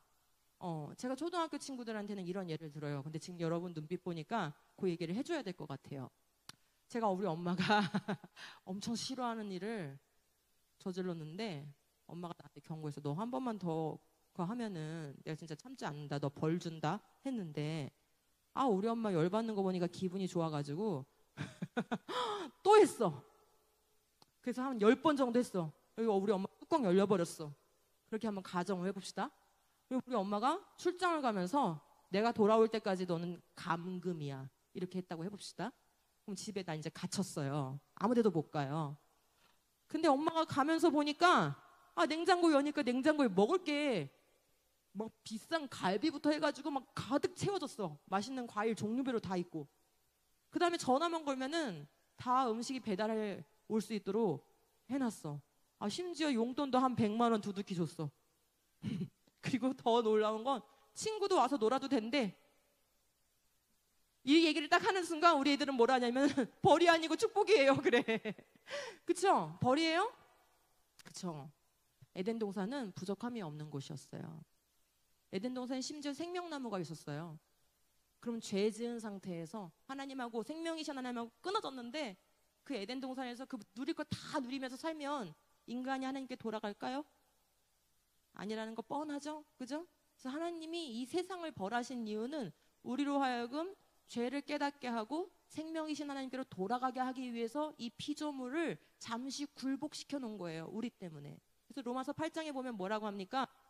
피조물들이 탄식하고 있다고 그래요. 신음하고 있다고 그래요. 언제를 기다리고 있다고 하냐면 예수님 다시 오셔서 하나님의 아들들이 자유케 될 날을 고대하고 있다, 이렇게 얘기하고 있어요. 우리 때문에 이 피조물이 지금 강등되어 있는 거예요. 그게 죄의 결과예요. 돌연변이도 마찬가지예요. 처음 모습이 아니고 이 타락한 이 세상에 이 식물계, 동물계를 악성 변화가 일어나야 되니까 돌연변이를 허락하신 거예요, 하나님이. 그렇게 해서 점진적으로 돌연변이가 누적되어 왔다라고 우리가 추론해 볼 수 있어요. 자, 그럼 마지막으로 인류의 진화의 공통조상들이 밝혀졌는지, 역사 시간에 배운 그 인류의 진화 계통표, 그게 사실인지 한번 짧게 한번 살펴봅시다. 이런 그림 많이 봤죠? 박물관에도 있고요. 여러분이 어릴 때 봤던 Y책에도 있고요. 그죠? 교과서에도 나와요. 지금 이게 우리라는 거예요. 호모 사피엔스. 요게. 예, 요분이 우리라고 하고, 여기까지 오기까지 이런 진화의 과정을 거쳤다, 이렇게 얘기하고 있어요. 자, 그럼 여기서 저 밑에부터 한번 볼게요. 요 밑에 오로린, 그 다음에 알디피테쿠스, 이런 것들이 진화적인 아주 오래전 우리의 조상이라고 얘기를 하고 있는데, 여기에 해당하는 화석이 어떨까? 화석 상태가. 얘네들은 조각난 파편으로 된 유골 형태여서 논란의 여지가 많다. 그러니까 발견된 화석이 뭐 전신이 발견되거나 여러 구가 발견된 게 아니라 뭐가 발견됐다? 뼈 조각. 뼈 조각 가지고 지금 그거 가지고 우리의 조상이라고 지금 이렇게 이름을 달아놓은 거예요. 자, 조금 더 가봅시다. 지금 우리나라의 전국에 가면 선사시대 박물관이 있는데, 뭐 꼭 전국을 안 가도 요즘에는 전국에 이런 박물관들이 있어요. 자연사 박물관, 그죠? 과학 박물관. 이런 데 가면은 인류의 진화를 이렇게 전시를 해놓고 위대한 행진이라고 이름을 붙여놨더라고요. 예, 이게 사헬란트로푸스 차덴시스라고 하는데, 실제 발견된 화석은 요거예요. 두개골 턱뼈 조각만 발견됐어요. 그런데 항상 전시는 어떻게 합니까? 전부를 하죠. 여기에 전시되어 있는 것들 다 마찬가지예요. 전신이 발견된 거는 단 한 개도 존재하지 않아요. 다 뭐 골반뼈 조금, 아니면 무릎뼈 조금, 턱뼈 조금, 두개골 몇 조각, 이런 식으로 발견되고, 그것도 한 자리에서 발견되는 게 아니라 이렇게 넓은 지역에서 발견된 거를 긁어 모아가지고 10년, 15년 맞춰서 저런 모양을 만들어내는 거예요. 과연 저게 진짜 그 당시에 살았던 모습하고 똑같은 걸까? 고생물학자가 이렇게 말했어요. 사헬란트로푸스는 이족 보행을 하지 않았으며, 지금 여기는 어떻게 돼 있었어요? 전시물에는 정확하게 두 발로 서 있죠? 이렇게 해서 인간의 조상인 것처럼 늘 표현을 해요. 하지만 정밀하게 연구한 과학자들은 이족보행하지 않았다고 말하고 있는 거예요. 그리고 그 특징을 보니까 침팬지, 고릴라 또는 둘 다와 연결되어 있는 것이고 사람 족과는 관련이 없다라고 연구한 것을 발표했어요. 자, 그 다음에 이제 그 위에 알디피테쿠스라는 게 있었어요. 전시는 이렇게 했어요. 좀 징그럽죠? 사이언스지에 대서특필했어요. 근데 실제 발견된 뼈는 요거예요. 이걸 가지고 이렇게 복원을 시킨 거예요. 근데 요 뼈 이렇게 맞추는데 15년 걸렸어요. 아니 요거 맞추는데 왜 15년이나 걸리는 걸까요? 다 요 조각조각 하나하나가 다 흩어져 있었던 것이기 때문에 그래요. 그래서 여기다 맞춰보고 저기다 맞춰보고 이렇게 맞춰보고 저렇게 맞춰보고 그렇게 해서 15년 걸려가지고 이렇게 맞춰놓고 그림은 저렇게 그리는 거죠. 예. 자, RD에 짓밟힌 것 같은 유골은 심하게 부서지고 일그러져 있으며 또한 너무 깨지기 쉬워서 약간 닿기만 해도 가루가 되어버릴 것이다. 그래서 이 인류학자나 고생물학자들은 실제 화석을 가지고 연구를 잘 못해요. 왜냐면 실제 화석 연구하다가 지금도 부서질 것 같은 상황인데 내가 연구하다가 진짜 부서져 버리면 큰일 나기 때문에 다 모조품 가지고 연구하지 진짜 화석 가지고 연구하는 사람 거의 없어요. 그걸 직접 자기가 발견하는 사람 빼고는 진짜 화석을 연구를 못합니다. 영장력자 에스테반 사르미엔토는 결론 지었다. 뭐라고? 족부 분절들의 비율을 보니까 그 기능적 유사성은 고릴라의 것과 가장 가깝다라고 얘기하고 있어요. 그러면 이족보행을 한다고 그렇게 그리면 안 되는 거죠? 기어다니게 그려야 되는 거죠? 그런데 인류의 진화 계통표를 만들고 싶은 거야, 진화론자들은. 근데 뭔가 좀 증거가 좀 나와줘야 되는데 증거가 너무 없는 거죠. 그래서 저런 거조차라도 하나라도 좀 거기다 집어넣기 위해서 두 발로 걷는 존재로 이렇게 복원을 시키고 있어요. 여러분 교과서에서 이제 배우는 거 한번 얘기해 볼게요. 여기부터 배워요. 교과서에서는 오슬로피테쿠스 아파렌시스죠. 요거 여기 이렇게 중학교 2학년 1학년 교과서 페이지예요. 이런 식으로 배워요. 자, 또 미국 교과서에는 이렇게 나와요. 이거 발견한 사람이 뼈 조각을 발견했는데 미술 화가한테 이걸 복원시켜달라고 말할 때는 뭐라고 얘기했냐면은 30대 여인이라고 얘기했어요. 저 뼈 조각 보고 30대인지 아닌지 알 수 있을까? 여잔지 남잔지도 사실 정확하지가 않다고 해요. 왜냐면 골반이 완전하게 발견되지 않았기 때문이에요. 그런데 너무나 자상하게 두 발로 서가지고 아기를 돌보는 이런 엄마의 모습으로 이렇게 딱 복원을 시키는 거죠. 저 두개골을 보시면 하얀 부분이 있고 누리끼리한 부분이 있는데 뭐가 발견된 걸까요? 어떤 게 발견된 부분일까요? 노리끼리한 부분이 발견된 거겠죠? 하얀 부분은 모조품이에요. 자, 그러면 제가 한번 여러분에게 질문. 저 노리끼리한 부분을 본따 가지고 여러 조각을 만들어 놓고 제가 10사람한테 나눠주면서 다음 주까지 숙제예요. 나머지 부분을 그려오세요. 라고 했다 해보자. 그럼 10명이 다 같은 얼굴 그려오겠어요? 다른 얼굴 그려오겠어요? 그러면 저 얼굴이 진짜 루시의 얼굴인지 아닌지 알 수 없다. 그죠? 맞아요. 이런 식인 거예요. 그나마 이것도 이 인류학계에서는 많이 뼈가 발견된 거예요. 그래서 루시를 교과서에서 그렇게 숭배하듯이 다루는 거예요. 다른 인류의 조상이라고 이름 붙여진 거에 비하면 정말 많은 뼈가 발견됐기 때문에 저 정도면. 자, 봅시다. 여러분 교과서죠? 예, 이런 식으로 등장하고 있어요. 자, 화석에는 넘어갈게요. 화석에는 없는데 이 복원된 거에는 있는 거 한번 찾아볼래요? 눈이 좋은 사람 찾을 수 있어요. 아예 없어. 화석에는 아예 없어. 뭐 부분도 없어. 근데 복원된 거는 너무 버젓이 딱 있는 게 있어요. 뭐 같아요? 도구? 귀? 귀. 그치? 귀. 귀 아예 없죠? 또. 저쪽에서 나왔어요. 발. 발은 뼈가 아예 없어요. 화석에 존재하지 않아. 근데 발을 모처럼 그려놨으니까 사람 발하고 똑같이 그려놨죠. 우리가 두 발로 걷냐 아니냐에 결정할 수 있는 굉장히 중요한 요소가 발 모양이에요. 그럼 저렇게 그려놓으면 나는 이거를 좀 거의 조작에 가깝다고 생각이 드는데, 왜냐면 아예 없으니까. 아예 없는데 사람 발로 딱 그려놓고 두 발로 서게끔 그리는 거예요.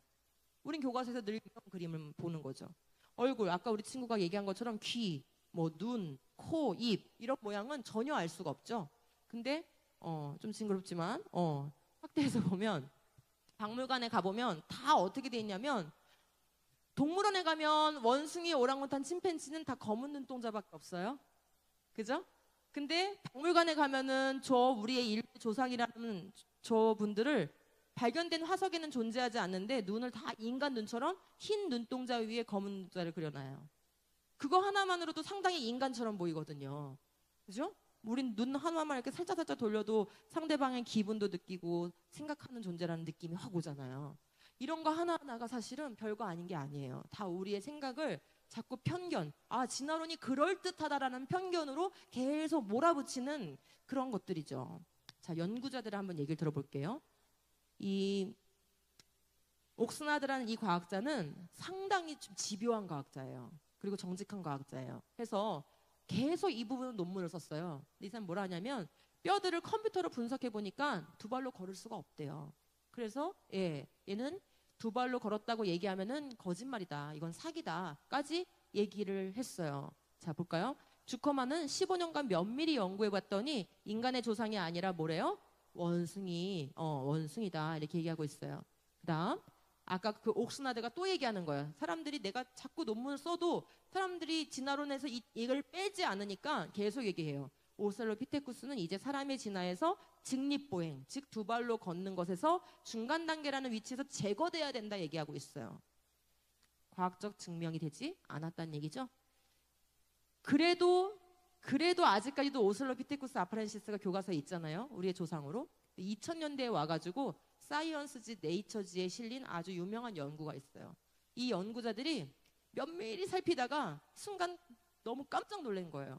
뭘 봤냐면은 그 루시의 손목뼈를 봤더니 침팬지와 같이 뻣뻣하다고 하는 것을 발견하게 된 거죠. 이게 무슨 말이냐면 침팬지나 오랑우탄 같은 애들은 손목을 꺾어서 고정시키고 이 손목으로 걷게 되죠. 그죠? 우리는 그렇게 할 수가 없어요. 우리 보고 그렇게 하라면 벌이에요. 그죠? 이 손목을 꺾어 고정도 돼요. 인간은 누구나 팔보다 다리가 더 길어요. 근데 얘는 지금 뭐가 더 길다는 거야? 번에 걸쳐 치렀어요. 아주 정교하게. 자, 그다음 불을 사용했고요.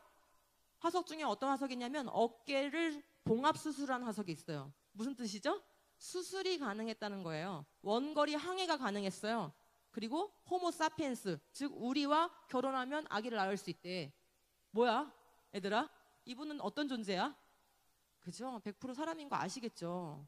그런데도 마치 우리랑 똑같은 존재가 아니고 약간 진화적으로 다른 존재인 것처럼 표현하는 이유는 뭘까요? 진화는 항상 중간 단계를 필요로 하거든요. 뭔가 점진적 변화를 필요로 하거든요. 그 변화를 메꿔줄 수 있는 화석이 필요하기 때문에 그런 식으로 유도를 하는 거예요.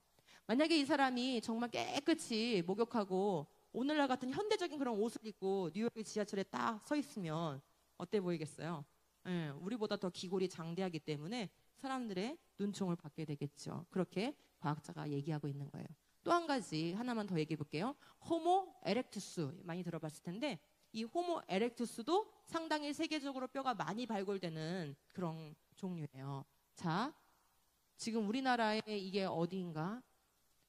전곡에 전시되어 있는 모습인데 상당히 원숭이스럽기도 하면서도 사람스럽기도 하면서 이렇게 그려놨잖아요. 얘는 비엔나에 있는 자연사 박물관. 조금 더 사람스럽죠. 그죠? 어떻게 복원시키느냐가 화가 마음이 어떻게 보면은. 그런데 얘가 발굴된데 한번 다 찾아보니까 이런 흔적들이 가지고 있는 거예요. 끈과 매듭 만들기, 목공을 할 수 있었어요. 석기와 뼈 도구를 제조할 수 있었어요. 불을 사용할 수 있었어요. 물고기를 잡았을 뿐만 아니라 물고기를 가공 처리했어요. 조직화된 사회생활, 즉 직업을 위한 따로 별도의 공간이 있었다고 해요.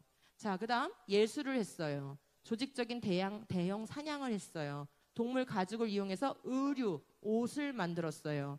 섬유와 수지를 개발했어요. 가족 구조를 가지고 있었고 노약자를 보호하는 시스템을 가지고 있었어요. 누구예요? 이분들은 다 우리처럼 언어를 사용했어요. 언어 사용하고 불 사용하고 그죠? 그 다음에 사회생활을 하고 직업을 가지고 있고 가공 처리를 할 줄 알고 인간밖에 할 수 없는 것들이죠.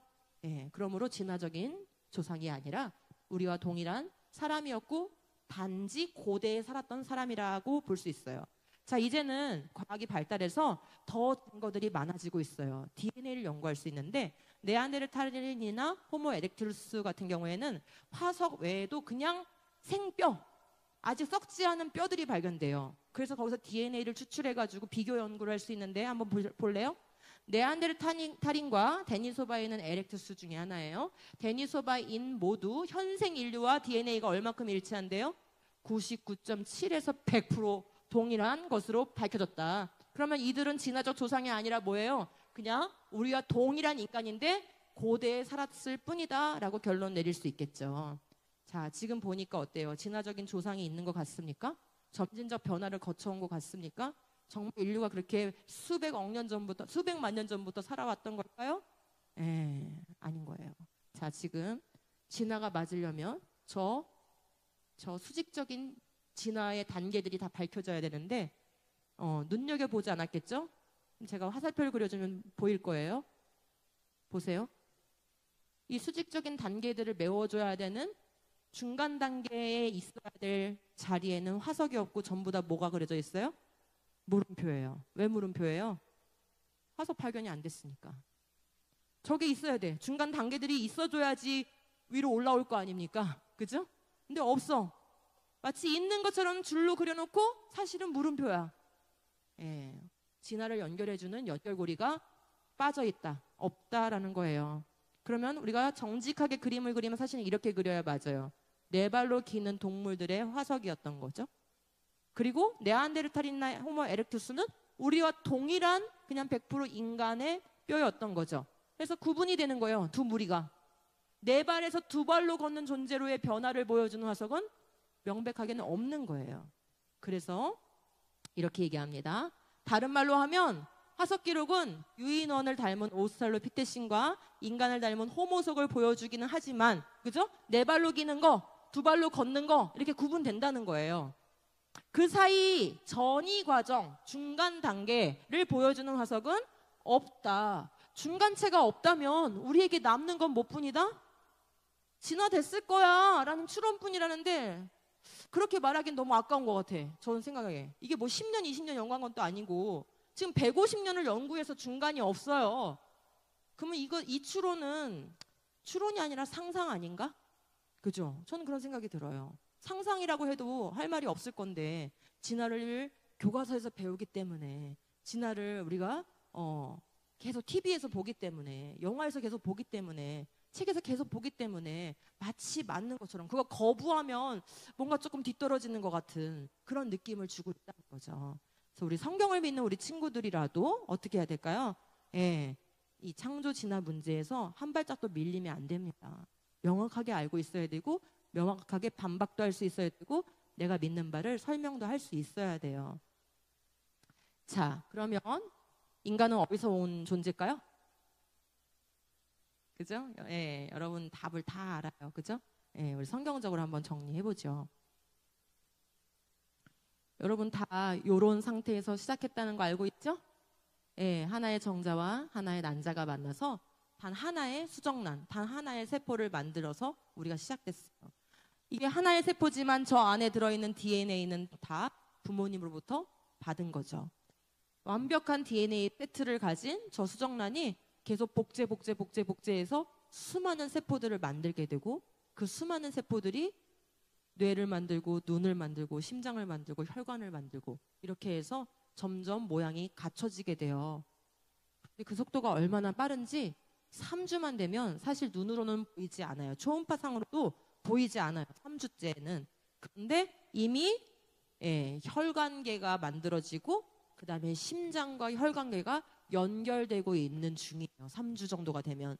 그래서 엄마들한테 그렇게 얘기해요. 의사가 6주째에 다시 오세요. 그래요. 임신을 확인하러 가면. 6주째에 가잖아요. 그러면 그때 뭘 들려줍니까? 엄마들은 다 아시죠? 심장 박동 소리를 들려줘요. 와, 6주밖에 안 됐는데 심장이 들었던 소리를 지금도 잊을 수가 없어요. 쿵쾅 쿵쾅 얼마나 박동 소리가 큰지요. 그때부터 지금까지 그리고 우리가 죽을 때까지 그 심장이 뛰고 있는 거예요. 너무 놀라운 거죠. 그냥 세포였는데 어떻게 심장이 됐을까? 그냥 세포였는데 어떻게 혈관이 됐을까? 그렇게 하다가 저게 8주째의 모습인데 크기는 엄지손가락 정도 됩니다. 근데 신체의 80%가 다 만들어져 있어요. 너무 신기하죠? 2달밖에 안 됐고 처음 세포였을 때의 크기에 비해서 8주 때는 200만 배 커진 거예요. 200만 배. 그러는 동안 그 많은 세포들이 간을 만들고 팔을 만들고 다리를 만들고 생식기도 만들고 피부도 만들고 해가지고 80%가 완성된.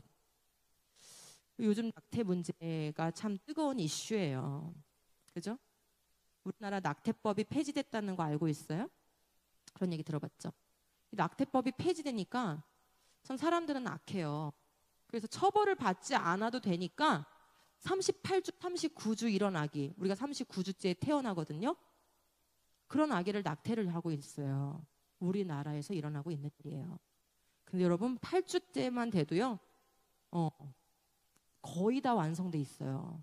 이 상태에서 점점 커지는 거거든요. 이 상태를 거치지 않은 사람 있어요? 여기 있는 친구들 중에 8주째를 거치지 않은 분 있어요? 없죠, 아무도? 예, 우린 다 2단계를 거쳐서 지금의 내가 됐어요.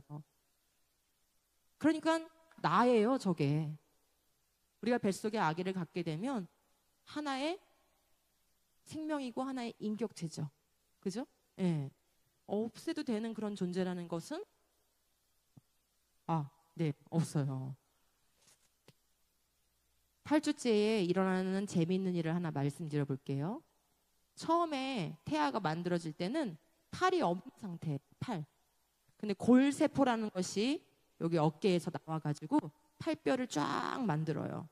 그럼 골세포는 계속 분열되는 거죠. 세포 분열 해가지고 어깨부터 쭉 팔을 만들고 여기 손목에 오면은 손이 이게 별거 아닌 것 같아도 27개의 뼈로 돼 있거든요. 손목에 8개의 뼈가 있고 여기서 이렇게 쭉쭉쭉 뻗어나가요. 계속 골세포가 분열하면서 손가락 뼈를 쫙 다 만들어요. 근데 8주째가 되면은 이 모든 세포들이 다 분열 중인데 점점 세포가 증가하는 거죠. 분열한다는 건. 근데 딱 요 손가락과 손가락 사이에 있는 세포들만 사르르르 죽어요. 그럼 어떻게 되겠어요? 이렇게 붙은 채로 만들어졌다가 8주째가 되면은 짠 이렇게 되는 거예요. 그래서 8주째의 초음파를 보면은 손가락 발가락이 분리되어 있지요. 아니 누가 명령하는 거야 도대체? 어떤 세포들은 계속 세포 분열하라고, 어떤 세포들은 그 자리에 있는 것들만 사르르르 죽으라고 도대체 누가 명령하는 거예요? 너무 신비로운 거죠. 그죠? 세포들이 어떻게 그 프로그램대로 움직이는가, 어느 위치에 있냐에 따라서 어떻게 심장이 되고 뼈가 되고 발이 되는가, 너무나 신비로운 거예요. 과학자들은 아직도 이 발생의 비밀, 이걸 발생이라고 하는데 이 발생의 비밀을 다 파헤치지 못하고 있어요. 조금도 파헤치지 못하고 있어요. 너무 어려운 신비로운 일이기 때문에 그렇습니다. 같이 읽어볼까요? 시작. 주께서 내 내장을 지으시며 나의 모태에서 나를 만드셨나이다. 하나님께서는 여러분이 태어나니까 좋았던 게 아니고 이미 어디에 있을 때부터, 엄마의 뱃속에 있을 때부터 여러분을 조직하셨어요. 그분이 넣어놓으신 DNA대로, 그분이 설계하신 프로그램대로 우리가 생겨난 거예요. 그렇게 우리가 생명이 되었어요. 여러분 창세기 1장에 보면 하나님께서 우주 전체를 만드시는데 맨 마지막에 인간을 만드신다는 것을 알 수 있어요. 왜 인간이 중요하면 첫째 날 만드시거나 둘째 날 만드시지 맨 마지막 날 만드셨을까요? 그죠? 한번 얘기 들어볼게요. 초대교회부터 우리는 이 동일한 신앙을 고백하고 있어요. 그것은 손님을 위해 잔치를 준비하는 주인의 모습이다. 자신의 집을 장식하고 식사를 위한 자리를 마련하여 식탁을 다 차리는 거예요. 그는 손님을 맞이한다. 비슷한 방식으로 하나님은 먼저 온갖 아름다움으로 장식된 거주지를 마련하고 사람을 데려온 후 그가 그곳에 있는 것을 누리도록 허락한다. 만일 그것을 공유할 사람이 없다면 세상은 미완성일 것이다. 무슨 말인지 느껴졌어요? 하나님이 우리를 잔치를 준비하는 주인처럼 그렇게 준비해서 만드셨다는 거예요. 우리 하나 살게 하기 위해서 우주를 만들고 은하를 만들고 별을 만들고 그리고 지구를 만들고 생물을 만들어서 너가 살 수 있는 모든 환경 내가 다 갖춰놨어. 단지 갖춰진 것뿐만 아니라 아름다워. 네가 누릴 수 있는 모든 게 여기 다 있단다 하고 하나님 닮은 사람을 남자와 여자로 창조하신 거예요. 이 정도 되면 우리가 뭐라고 말해야 하지 맞아요? 왜 만들었어요? 이거예요? 아니면 너무 감사해요? 이게 맞아요. 그렇죠. 너무 감사해요. 너무 감사해요. 하나님이 우리를 생각하신 게 얼마나 크고 크신지, 얼마나 또 지혜로운 생각으로 위대하신 능력으로 우리를 위해서 준비하셨는지 이런 것들을 느끼게 돼요. 그분은 인류의 모든 족속을 뭘로?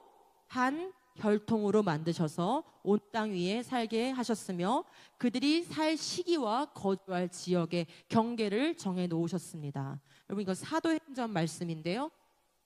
창세기하고 똑같아요. 그죠? 구약과 신약이 다른 말 하지 않아요. 같은 말 합니다. 아담과 하와로부터 모든 인류가 나왔기 때문에 우리는 뭐예요? 한 혈통이에요. 아프리카에 살고 있는 사람도 우리와 사실은 한 혈통이에요. 미국에 살고 있는 사람도 한 혈통이에요. 단지 우리가 바벨탑 사건 때문에 언어가 달라져서 분리됐을 뿐이지 생물학적으로는 한 종이에요. 한 혈통이에요. 한 부부에게서 나온 것이죠. 예수님의 족보에 보면 누가복음 족보에 이렇게 표현돼 있어요. 이 표현이 너무나 행복하게 하는 표현이에요. 한번 같이 읽어볼게요. 시작. 그 위는 에노스요, 그 위는 셋이요, 그 위는 아담이요, 그 위는 하나님이시니라. 이 위는 이게 뭐냐면 영어 성경으로 보면 father라고 돼 있어요. 그러니까 하나님은 자 에노스의 아버지는 셋이요, 셋의 아버지는 아담이요, 아담의 아버지는 뭐라는 거야? 하나님이요. 이게 우리 족보의 맨 위예요. 우리 각자 족보를 가질 수도 있고 안 가질 수도 있지만 따지고 가면은 결국은 누굴 만나는 거야? 맨 첫 번째 조상 아담을 만나요. 근데 하나님이 이 아담을 지으실 때 뭘로 지었다는 거예요? 여러 동물 중에 하나로 지으셨다는 거예요? 아니고 하나님의 자녀, son of God, 하나님의 아들로 지으셨다는 거예요. 그분이 우리의 아버지 되시기를 자청하신 거예요. 그렇게 우리를 창조하셨습니다. 그러므로 한 사람으로 말미암아 죄가 세상에 들어왔고 또 그 죄로 말미암아 죽음이 들어온 것과 같이 이렇게 얘기합니다. 성경은 일관돼요. 로마서에서 뭐라고 말하고 있어요?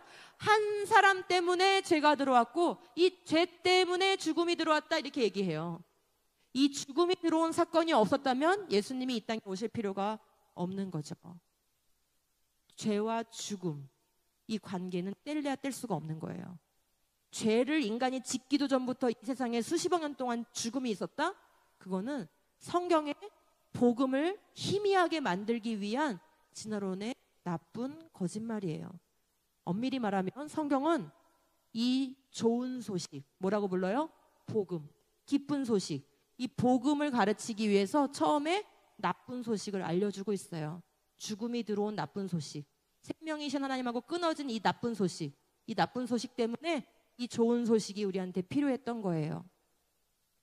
아담 안에서 모든 사람이 죽은 것 같이 그리스도 안에서 모든 사람이 삶을 얻으리라. 그렇죠? 예. 우리가 이 사실을 잘 지켜야 복음을 지킬 수가 있습니다. 여러분 믿는 복음, 예수님 때문에 영원한 생명 얻는 이 복음이 희석되지 않고 희미해지지 않고 왜곡되지 않으려면 첫사람 아담이 우리의 첫 번째 조상이었다는 이 성경이 가르치는 이 진리를 지켜내야 되는 거예요. 설사 우리가 진화론 시대에 살고 있을지라도요. 자, 밑에가 복음의 토대고요. 위에는 복음의 핵심이에요. 이 복음의 핵심이 존재하기 위해서는 이 복음의 토대가 반드시 있어야 되겠죠. 얘가 없어지면 어떻게 될까요? 복음이 존재해야 되는 이유가 상실된다. 오늘 핵심적인 내용이에요. 선생님은 창조 진화 문제에서 창조가 맞아 그 얘기하려고 온 게 아니에요. 창조가 맞아요. 근데 그게 왜 중요하냐 이 말이죠. 왜 중요해요? 우리의 첫 조상이 아담이고 오스트랄로피테쿠스 아니야. 이게 왜 중요한 거예요 도대체? 그게 바로 복음의 토대이기 때문에 그래요. 사람들은 이렇게 말해요. 창세기는 수천 년 전에 쓰였잖아. 고대 사람들이 쓴 거기 때문에 오늘날 과학 지식하고 달라가지고 그 사람들이 쓴 거를 과학적으로 받아들이면 안 돼. 그걸 사실로 여기면 안 돼. 고대 사람들이 신화를 짜집기 해가지고 쓴 거야. 교회 안에서도 그런 얘기하는 사람들이 있어요. 그거는 자기도 모르게 뭐 하고 있는 거냐면 예수님 필요하지 않아. 그 얘기하고 있는 거랑 똑같은 거예요. 죄 때문에 죽음이 들어온 게 아니야. 그 얘기하고 똑같은 거예요. 그런 얄팍한 말에 넘어가지 않아야 되겠습니다. 아멘? 네. 마지막으로 같이 읽어요. 시작. 하나님은 세상 창조 전에 그리스도 안에서 우리를 택하시고 사랑해 주셔서 하나님 앞에 거룩하고 흠이 없는 사람이 되게 하셨습니다. 아멘. 창조하니까 아까워가지고 우리를 사랑하신 게 아니에요. 언제부터 우리를 아셨어요? 창조 전부터. 이 세상 우주 만물 다 짓기 전부터 나 얘를 몇 년도에 한국이란 나라에 태어나게 할 거야. 하나님이 다 계획하고 계셨던 거예요. 창조 전에 우리를 아셨고 우리를 예정하셨고 누구를 통해서 우리를 얻고자 하셨습니까? 예수 그리스도를 통해서 우리를 하나님의 자녀로 삼으실 모든 계획을 하나님은 가지고 계셨던 겁니다. 여러분이 예수님 안에 들어왔다면 생명 안에 있는 겁니다. 예수님 밖에 있으면 생명 없는 겁니다. 여러분이 예수님 안에 들어와 있다면 뭐 해야 될까요? 죄와 싸워야 돼요. 거룩한 삶을 살아야 합니다. 그게 예수님 안에 있는 사람의 모습이에요. 여전히 죄를 즐긴다면 아담 안에 있는 거예요. 죄 때문에 죽은 자 안에 있는 거예요. 우리는 첫사람 아담에서 마지막 아담으로 우리의 위치가 옮겨졌어요. 죽음에서 생명으로 옮겨졌어요. 옮겨졌으면 옮긴 자답게 살아야 되겠죠. 거룩한 하나님 나라 백성으로 살아가시기 바랍니다. 아멘. 네, 강의는 여기까지 하도록 하겠습니다. 감사합니다. 네. 왔으니까 혹시 내가 오늘은 인간밖에 못 다뤘잖아요. 그래서 질문 있는 사람 있으면 저한테 지금 주실 시간이 아직 좀 남은 것 같아요. 그래서 괜찮을까요, 목사님? 질문 좀 받아도? 예. 자, 나 이런 거 궁금했어요. 네, 좋아요. 질문.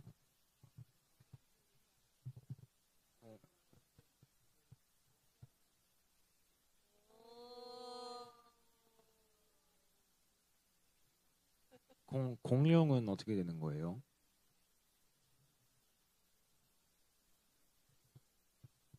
그렇죠. 공룡이 궁금하죠. 네, 공룡을 선생님이 한 70분 말해야 되는데 그럴 수는 없으니까 짧게 포인트만 얘기할게요. 나중에 또 기회가 되면 또 공룡 강의를 들읍시다. 그 공룡은요 육지동물이잖아요. 그죠? 그거는 이제 동의하죠? 공룡은 육지동물. 그러면 몇째 날 창조됐어야 돼요? 예, 뭐가 몇째 날인지 잘 모르죠? 여섯째 날이죠. 예, 여섯째 날 종류대로 만드실 때 땅의 짐승을 만드셨기 때문에 공룡도 땅의 짐승이니까 여섯째 날 만들어졌을 거예요. 그럼 이제 이렇게 얘기하면 그러면 아담 하와하고 공룡이 같이 살았단 말입니까? 이렇게 얘기를 하거든요. 당연히 같이 살았죠. 예. 문제는 뭐냐? 창세기 1장 29절, 30절을 보면은 하나님이 동물과 인간에게 너네가 먹을 건 이거야 라고 알려주세요. 뭐라고 써 있어요? 잡아먹어. 이렇게 써 있어요? 창세기 1장 29절에 뭐라고 돼 있냐면 모든 동물들에게는 내가 뭐를 먹을 거리로 준다? 푸른 풀을 먹을 거리로 준다라고 써 있어요. 그리고 인간 너희들에게는 이 모든 열매를 내가 너희에게 먹을 거리를 준다. 즉 처음에 동물은 뭐가 없었다? 육식 동물은 없었어요. 모두 다 초식 동물이었던 거예요. 그렇게 지음을 받았어요. 자, 그럼 이제 아까 배운 게 있으니까 여러분 이제부터는 추론할 수 있어요. 자, 그러면 다 채식 동물로 지음 받았는데 도대체 뭐 때문에 육식 동물로의 어떤 변화가 일어났을까요? 그렇죠. 배 이후에 타락한 세상에서 돌연변이도 생겼고요. 환경도 많이 열악해졌잖아요. 처음에는 완전한 상태였는데 강등됐다 했잖아요. 그 안 좋아진 그 환경에 적응하면서 여러 변화들이 일어나게 됐어요. 근데 한 번에 확 일어난 건 아니고 적어도 우리는 이렇게 생각할 수 있어요. 노아 방주에 공룡이 탔을까요? 당연히 탔죠. 코로 숨쉬는 종류대로 태우라 했으니까 탔어요. 타는데 크기는 문제가 안 돼요. 방주가 생각보다 크고 공룡은 다 알에서 태어나기 때문에 어릴 땐 다 작아요. 수박보다 더 큰 알은 없어요. 그러니까 어릴 땐 다 작아요. 그러니까 10대에 여러분처럼 폭풍 성장하거든요. 공룡의 성장 곡선을 보면은 10대에 폭풍 성장을 해요. 그러니까 젊은 공룡을 태우면 아무리 거대한 공룡도 방주에 태우는데 아무런 문제가 없어요. 방주 크기가 축구장보다 더 길고 높이는 한 5, 6층 정도의 높이가 돼요. 그렇기 때문에 거대 공룡도 다 태울 수 있는데 이 방주 안에서 다양한 동물들이 같이 있었음에도 불구하고 문제가 없었잖아요. 그걸로 우리가 추론을 해봤을 때 이 동물계의 악성 변화 그리고 먹이 사슬의 변화 태초에는 그러니까 먹이 사슬이라는 게 없었던 거죠. 근데 이 먹이 사슬의 생태계 변화 이런 것들이 조금씩 발생했더라도 방주에 탈 때 정도까지는 그렇게 그 사나운 동물이 그렇게 심하지는 않았을 걸로 보여요. 근데 그 이후에 노아홍수 때 다시 한번 지구 환경이 엄청 열악해지거든요. 그래서 사실은 이게 단계가 있어요. 태초에는 완전히 영원히 살 수 있는 지구를 창조해 주신 거고 죄를 지으면서 강등이 확 된 거고 노아홍수 때 다시 한번 강등되고 그다음 바벨탑 이후에 다시 한번 강등이 돼요. 예, 이제 그건 너무 긴 역사라 선생님 지금 다 설명 못 하고 그렇게 자연 환경이 엄청나게 지금 열악해지는 상태라는 거예요. 우리가 지금 살고 있는 지구는 처음 지구하고는 아주 많이 뒤떨어진 지구에 사실은 살고 있어요. 처음엔 사막이었고 빙하도 없었어요. 그러면 다 증거로 얘기할 수가 있어요, 선생님이. 근데 하여간 그래요. 그래서 방주에서 나온 다음에도 공룡이 살았어요. 그럼 언제 멸종했을 것 같아요? 방주에서 나온 이후에 사람들하고 함께 살았다는 건 우리가 많은 자료를 갖고 있어요. 그래서 그거는 뭐 부인할 수 없는 사실이고요. 자료를 갖고 있으니까. 그럼 언제쯤 멸종했을까? 멸종이 한 번에 확 일어난 게 아니고 진화론은 운석 충돌에 의해서 공룡이 멸종했을 가능성을 거의 주류 이론으로 다루고 있지만 그렇게 한 번에 확 멸종된 게 아니에요. 그 이론이 왜 틀린 이론이냐면 만약에 운석 충돌이 그렇게 심각한 지구에 재앙을 가져와서 공룡이 다 멸종돼야 됐으면 왜 다른 파충류는 왜 안 죽었어요? 왜 다 살고 있어요? 그죠? 왜 공룡만 멸종해요? 예, 이런 걸 설명하지 못하거든요. 그리고 운석 충돌 전의 지층과 운석 충돌 후의 지층에 동일한 생물의 화석이 나타나요. 그럼 뭐가 없는 거야? 멸종이 없었던 거죠. 예, 그래서 운석 충돌설은 근거가 부족해요. 그것보다는 빙하기를 거치면서 노아홍수 후에 빙하기가 있었거든요. 빙하기를 거치면서 지구의 환경이 아주 열악해져서 그때부터 사막과 동토와 열대지방, 한대지방 이런 게 그때부터 생긴 거예요. 처음 지구는 그런 게 없었어요. 그래서 그때부터 너무나 지구 환경이 열악해져서 거대 동물들이 대량 멸종해요. 그건 공룡만이 아니에요. 포유류도 원뱃 알아? 원뱃? 원뱃. 지금은 애완동물로 조그맣게 키우죠. 그게 인간보다 더 큰 원뱃이 있었어요. 캥거루가 기린만한 캥거루가 있었어요. 상상이 안 되죠? 소가 지금보다 5배 더 큰 소가 있었어요. 거대 포유동물이 굉장히 많았고 공룡만 거대했던 게 아니고 과거에 거대 동물이 많았는데 이 빙하기를 거치면서 4분의 3이 멸종하게 돼요. 예, 그때 공룡도 같이 점점 개체수가 줄다가 그러면서 지금은 아예 이제 없어진 걸로 보고요. 역사적 기록으로 치면은 1200년대에도 마르코 폴로가 공룡을 기록하고 있고요. 1500년대에도 이탈리아의 과학자가 기록해 놓은 게 있어요. 그러니까 그때까지도 아주 적은 개체는 살아 있었던 것 같아요. 네, 그 정도로 흐름을 볼 수 있습니다. 자, 질문. 자, 마이크. 또 질문요. 예, 마이크를 좀. 아까 예. 누가 마이크 가지고 계셨는데. 누구지? 자.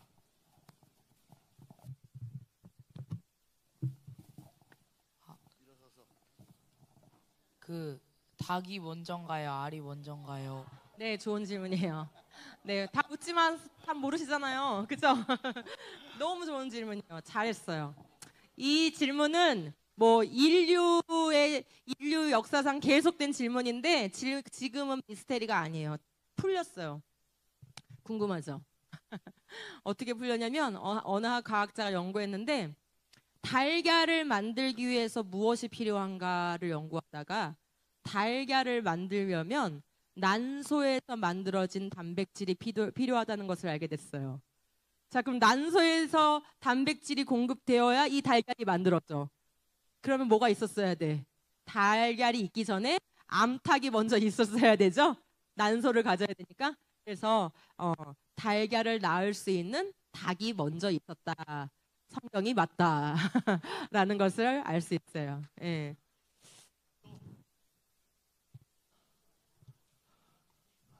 네. 제가 네. 이 진화론 하시는 강의하시는 분들을 뭐 여러 번 뵀는데 우리 소장님이 제일 잘하시는 것 같아요. 제일 잘하시는 것 같고 아주 뭐 막힘이 없이 그냥 계속 잘하시는 것 같아요. 제가 하나 좀 여쭤보고 싶은 게 있는데 어쨌든 창조론에 대한 이야기를 자꾸 이제 할 거잖아요. 그 강조를 하실 부분이고 그런데 이제 그거에 맞서서 진화론자들이 이야기하는 거에 창조론을 강조하는 사람들이 취약점이 뭐예요? 창조를 믿는 사람들의 취약점? 진화론 사람들이 아주 강하게 어필하는 이게 진화론이다라고 얘기하면서 창조론이 맞지 않다라고 하는 이런 것들. 그 사람들도 강조하는 요구점이 있을 거예요. 제가 지금 설명드린 그런 것들이 다 진화론이 주장하는 것들인데요. 예. 그거예요. 진화론은 진화론 학계에서 주장하는 그 이론들이 있죠. 아까 이제 뭐 예를 들면 생물에 지나면은 자연 선택과 돌연변이에 의해서 생물의 이 그룹이 변해간다. 이게 지금 현대 진화론인데 그런 학설이 있는 거고요. 그 학설을 그 사람들이 니들이 이게 문제 있지 않냐 이런 좀 강하게 아주 어필할 수 창조는 있는. 말이 안 된다 이렇게 얘기할 수 있는 거. 예. 제가 지금까지 공부한 바로는 없어요. 네, 아. 그러니까 진화론이 자기네가 맞다고 주장하는 건 있지만 창조 이래서 틀렸어라고 얘기할 수 있는 것은 없어요. 그런 얘기는 없다. 예, 얘기할 수는 있겠지. 그게 우리한테 그렇게 치명적으로 보이는 것은 없어요. 예, 다 저희가 설명할 수 있어요. 제가 때로는 뭐 진짜 좀 약간 문제 있는 사람이 있는 교회 가면은 2시간도 질문을 받아요. 다 대답할 수 있어요. 그러니까 우리가 대답 못하는 거는 없어요. 네, 진화론은 대답 못하는 건 많죠. 지금 들은 것처럼 그죠? 자기 인정만 안 할 뿐이지 우리가 지적할 수 있는 게 굉장히 많아요. 근데 우리가 대답 못하는 거는 거의 없어요.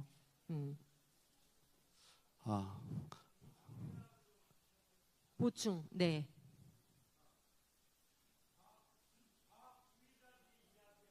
네. 자, 마이크 주세요. 마이크.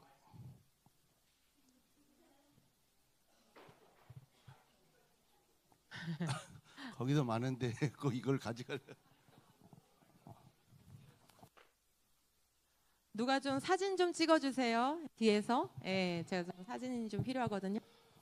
과학적 얘기할 때는 네. 실험 과학을 중심으로 얘기하는 것이 아니라 예. 역사 과학을 중심으로 이야기하기 때문에 그렇습니다. 그러니까 실험 과학적인 측면에서는 증명하지 못하는 내용도 역사 과학에서는 이론으로 이야기하는 거예요. 그러니까 사실로 얘기하는 것이 아니라 이론으로 얘기하고 있고 상대적으로 사람들은 과학적으로 얘기하게 되면 그것이 진리이고 팩트인 것으로 착각을 하는 것이죠. 그러니까 기독교의 창조론이 부족한 것이 아니라 과학주의, 역사 과학을 가지고 이론을 가지고 이야기하기 때문에 또 상대적으로 과학을 모르는 사람들 입장에서는 자기가 우리가 부족한 것처럼 인식을 하고 있는 거예요. 근데 이건 착각이고요. 똑같이 이야기할 수 있습니다. 왜냐하면 똑같이 이론이기 때문에 그래요. 그러나 창조과학 우리에게는 그리고 그들이 얘기하는 역사 과학이라고 하는 자체도 하나의 신앙이에요. 믿음을 근거로 해서 얘기하고 있는 것입니다. 네, 잘 말씀해 주셨어요. 그 실험과학과 역사과학의 구분이 되게 중요한 구분이에요. 이제 미국의 창조과학자인 케넴이라는 분이 그런 접근을 해서 우리한테 굉장히 좋은 인사이트를 줬는데요. 예, 실험을 통해서 관찰되고 실험되고 재현되면 우리가 과학적 사실로 인정하거든요. 근데 먼 과거에 일어난 일은 관찰, 실험, 재현이 불가능해요. 그래서 진화론은 그냥 본질적으로 보면은 관찰 실험 재현이 안 되기 때문에 과학적 사실로 인정을 받을 수가 없어요. 예, 그래서 어떻게 하냐면은 계속 이론을 만들죠. 이렇게 설명하고 이렇게 설명하고 이렇게 하고. 그래서 가설 통해서 이렇게 이론을 만드는 건데 그 이론이 이제 논리적으로 맞으면 타당하다. 우린 보통 이렇게 얘기를 하거든요. 근데 다만 모든 이론은 특히 과거에 대한 이론은 전제를 필요로 해요. 전제를 놓고 이럴 것이다 하고 이렇게 논리적으로 이렇게 추론을 해가는 거거든요. 요 전제가 뭐냐가 되게 중요한 건데 우리가 받아들일 필요가 없는 그런 잘못된 전제를 놓고 시작해요. 진화론은. 그래서 요 전제만 우리가 안 받아들이면 되는 건데 그걸 잘 모르고 요 전제는 숨겨져 있기 때문에 잘 모르고 그 위에 나오는 이론들만 계속 듣게 되죠. 우리가. 예, 그래서 빅뱅 같은 것도 마찬가지예요. 우리가 빅뱅이 이제 우주가 팽창한다라고 얘기하니까 빅뱅이 그럼 맞을 것이다 이렇게 생각하지만 우주가 팽창한다고 해서 빅뱅을 증거해 주는 건 아니에요. 예, 그래서 어떤 전제에 의해서 그 이론이 시작했는지를 파고들어서 이걸 봐야 되는데 거기까지 할 수 있는 사람 많지가 않잖아요. 그래서 이 전제가 잘못된 것을 지적해내면 우리가 뭐든지 다 반박을 할 수가 있어요. 다만 제가 이제 이 부분에서 더 여러분에게 강조하고 싶은 것은 그럼 우리가 다 말할 수 있으니까 뭐 괜찮네. 절대 그렇지가 않아요. 예, 조금만 조용해 주세요. 이건 되게 중요한 문제예요. 네, 조금만 조용. 집중. 우리가 지금 이 문제는 크게 보면은 뭐라고 하냐면 세계관 전쟁이라고 불러요. 우리가 몸으로 칼과 총으로 싸우는 것보다 이 지성의 영역에서 싸우는 게 훨씬 더 이 세계를 누가 장악하느냐의 문제가 되는 거거든요.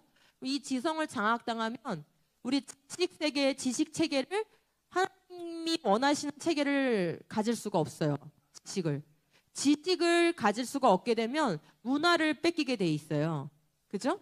문화를 뺏기면 우리 삶 자체가 뺏기게 되죠.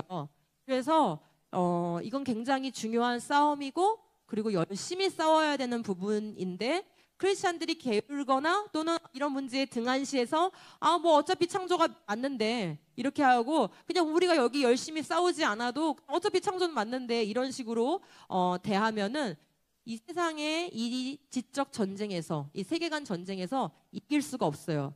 그러면 갈수록 세상은 더 악해지고 갈수록 우리는 믿음을 지키기가 어려워지죠. 예, 그런 구도가 되기 때문에 이 부분은 우리가 깨어서 같이 대항해야 할 부분이고 또 적극적으로 호소해야 할 부분이고 또 적극적으로 설명해야 할 부분이에요. 그래서 여러분 중에 뭐 다 각자 재능이 다르니까 모두가 과학자가 될 수는 없어요. 그렇죠? 그렇지만 이 중엔 분명히 신학자도 나올 테고 목회자도 나올 테고 뭐 과학자도 나올 테고 뭐 예술인도 나올 테고 뭐 여러 종류의 직업군이 나올 텐데 자기 각자의 영역에서 하나님의 말씀이 사실이고 그 말씀이 진리라는 것을 증거하는 사람들로 서야 되는 거예요. 그 일을 안 하면 믿는 말짱 도루묵이 돼요. 살아가는 동안에. 그리고 오히려 세상의 죄악에 우리가 같이 타협하게 되는 것이죠. 근데 하나님 나라 백성들은 그렇게 살면 안 되는 거죠. 먼저 그 나라와 의를 구하는 그런 삶을 정말 여러분 살기 바랍니다. 네. 네, 감사합니다. 우리 큰 박수로. 예, 감사합니다. 질문 있어요? 예. 그래요. 하나만. 예. 맞죠? 네. 그렇죠.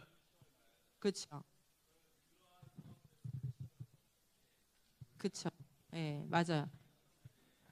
예. 시험은 어떻게 봐야 되냐? 학업은 어떻게 해야 되냐? 맞아요. 이 질문 꼭 나와요. 잘하셨습니다. 걱정 전혀 안 해도 돼요. 여러분 학교에서 시험 보는 거는 학교가 나한테 가르쳐 준 거를 테스트하는 거죠? 학교가 너한테 뭘 가르쳐 줬냐를 물어보는 거지 너가 뭘 믿고 있느냐를 물어보는 게 아니에요. 그럼 학교가 가르쳐 준 걸로 잘 배워서 또 잘 생각해서 시험 봐야죠. 그죠? 뭐가 문제입니까? 그죠? 전혀 문제가 안 돼요. 내가 뭘 믿느냐를 묻는 게 아니고 학교가 너에게 뭘 가르쳐 줬느냐를 묻는 거다. 이렇게 생각을 정리하시면 되고 그 다음에 지적 전쟁, 세계관 전쟁, 문화 전쟁에서 이기려면 반드시 각 분야의 실력자들이 되어야 합니다. 그러므로 여러분이 절대로 학업을 소홀히 하면 안 돼요. 어느 분야로 가더라도 학업은 다 필요한 거예요. 그렇죠? 뭐 스포츠를 하더라도 마찬가지예요. 뭐 어떤 분야든 학업을 열심히 해야 그 분야에 탁월한 사람이 될 수 있는 거거든요. 그래서 여러분에게 맡겨주신 분야에서 탁월하리라. 누구를 위해서? 예수님을 위해서 탁월하리라. 항상 그런 마음을 가져야 돼요. 그 다음에 이제 수행평가나 주관식 문제를 풀 때 그래도 좀 마음이 껄껄거릴 수 있잖아요. 뭐 예를 들어서 질문이 고생대 표준화석이 뭡니까? 이게 이제 질문이라고 하면 내가 답을 고생대 표준화석은 삼엽충입니다. 이렇게 답할 수도 있겠지만 굳이 조금 더 깔끔하고 싶으면 진화론에 의하면 고생대 표준화석은 삼엽충입니다. 이렇게 쓰면 돼요. 그러니까 뭐 길게 서술을 하든 수행평가를 하든 다 상관없어. 앞에다 뭐만 붙이면 돼? 진화론에 의하면 이렇게 하면 돼. 나의 믿음과 상관없이 그냥 지식적으로 답을 하면 되는 것이죠. 네. 네, 감사합니다. 예, 감사합니다.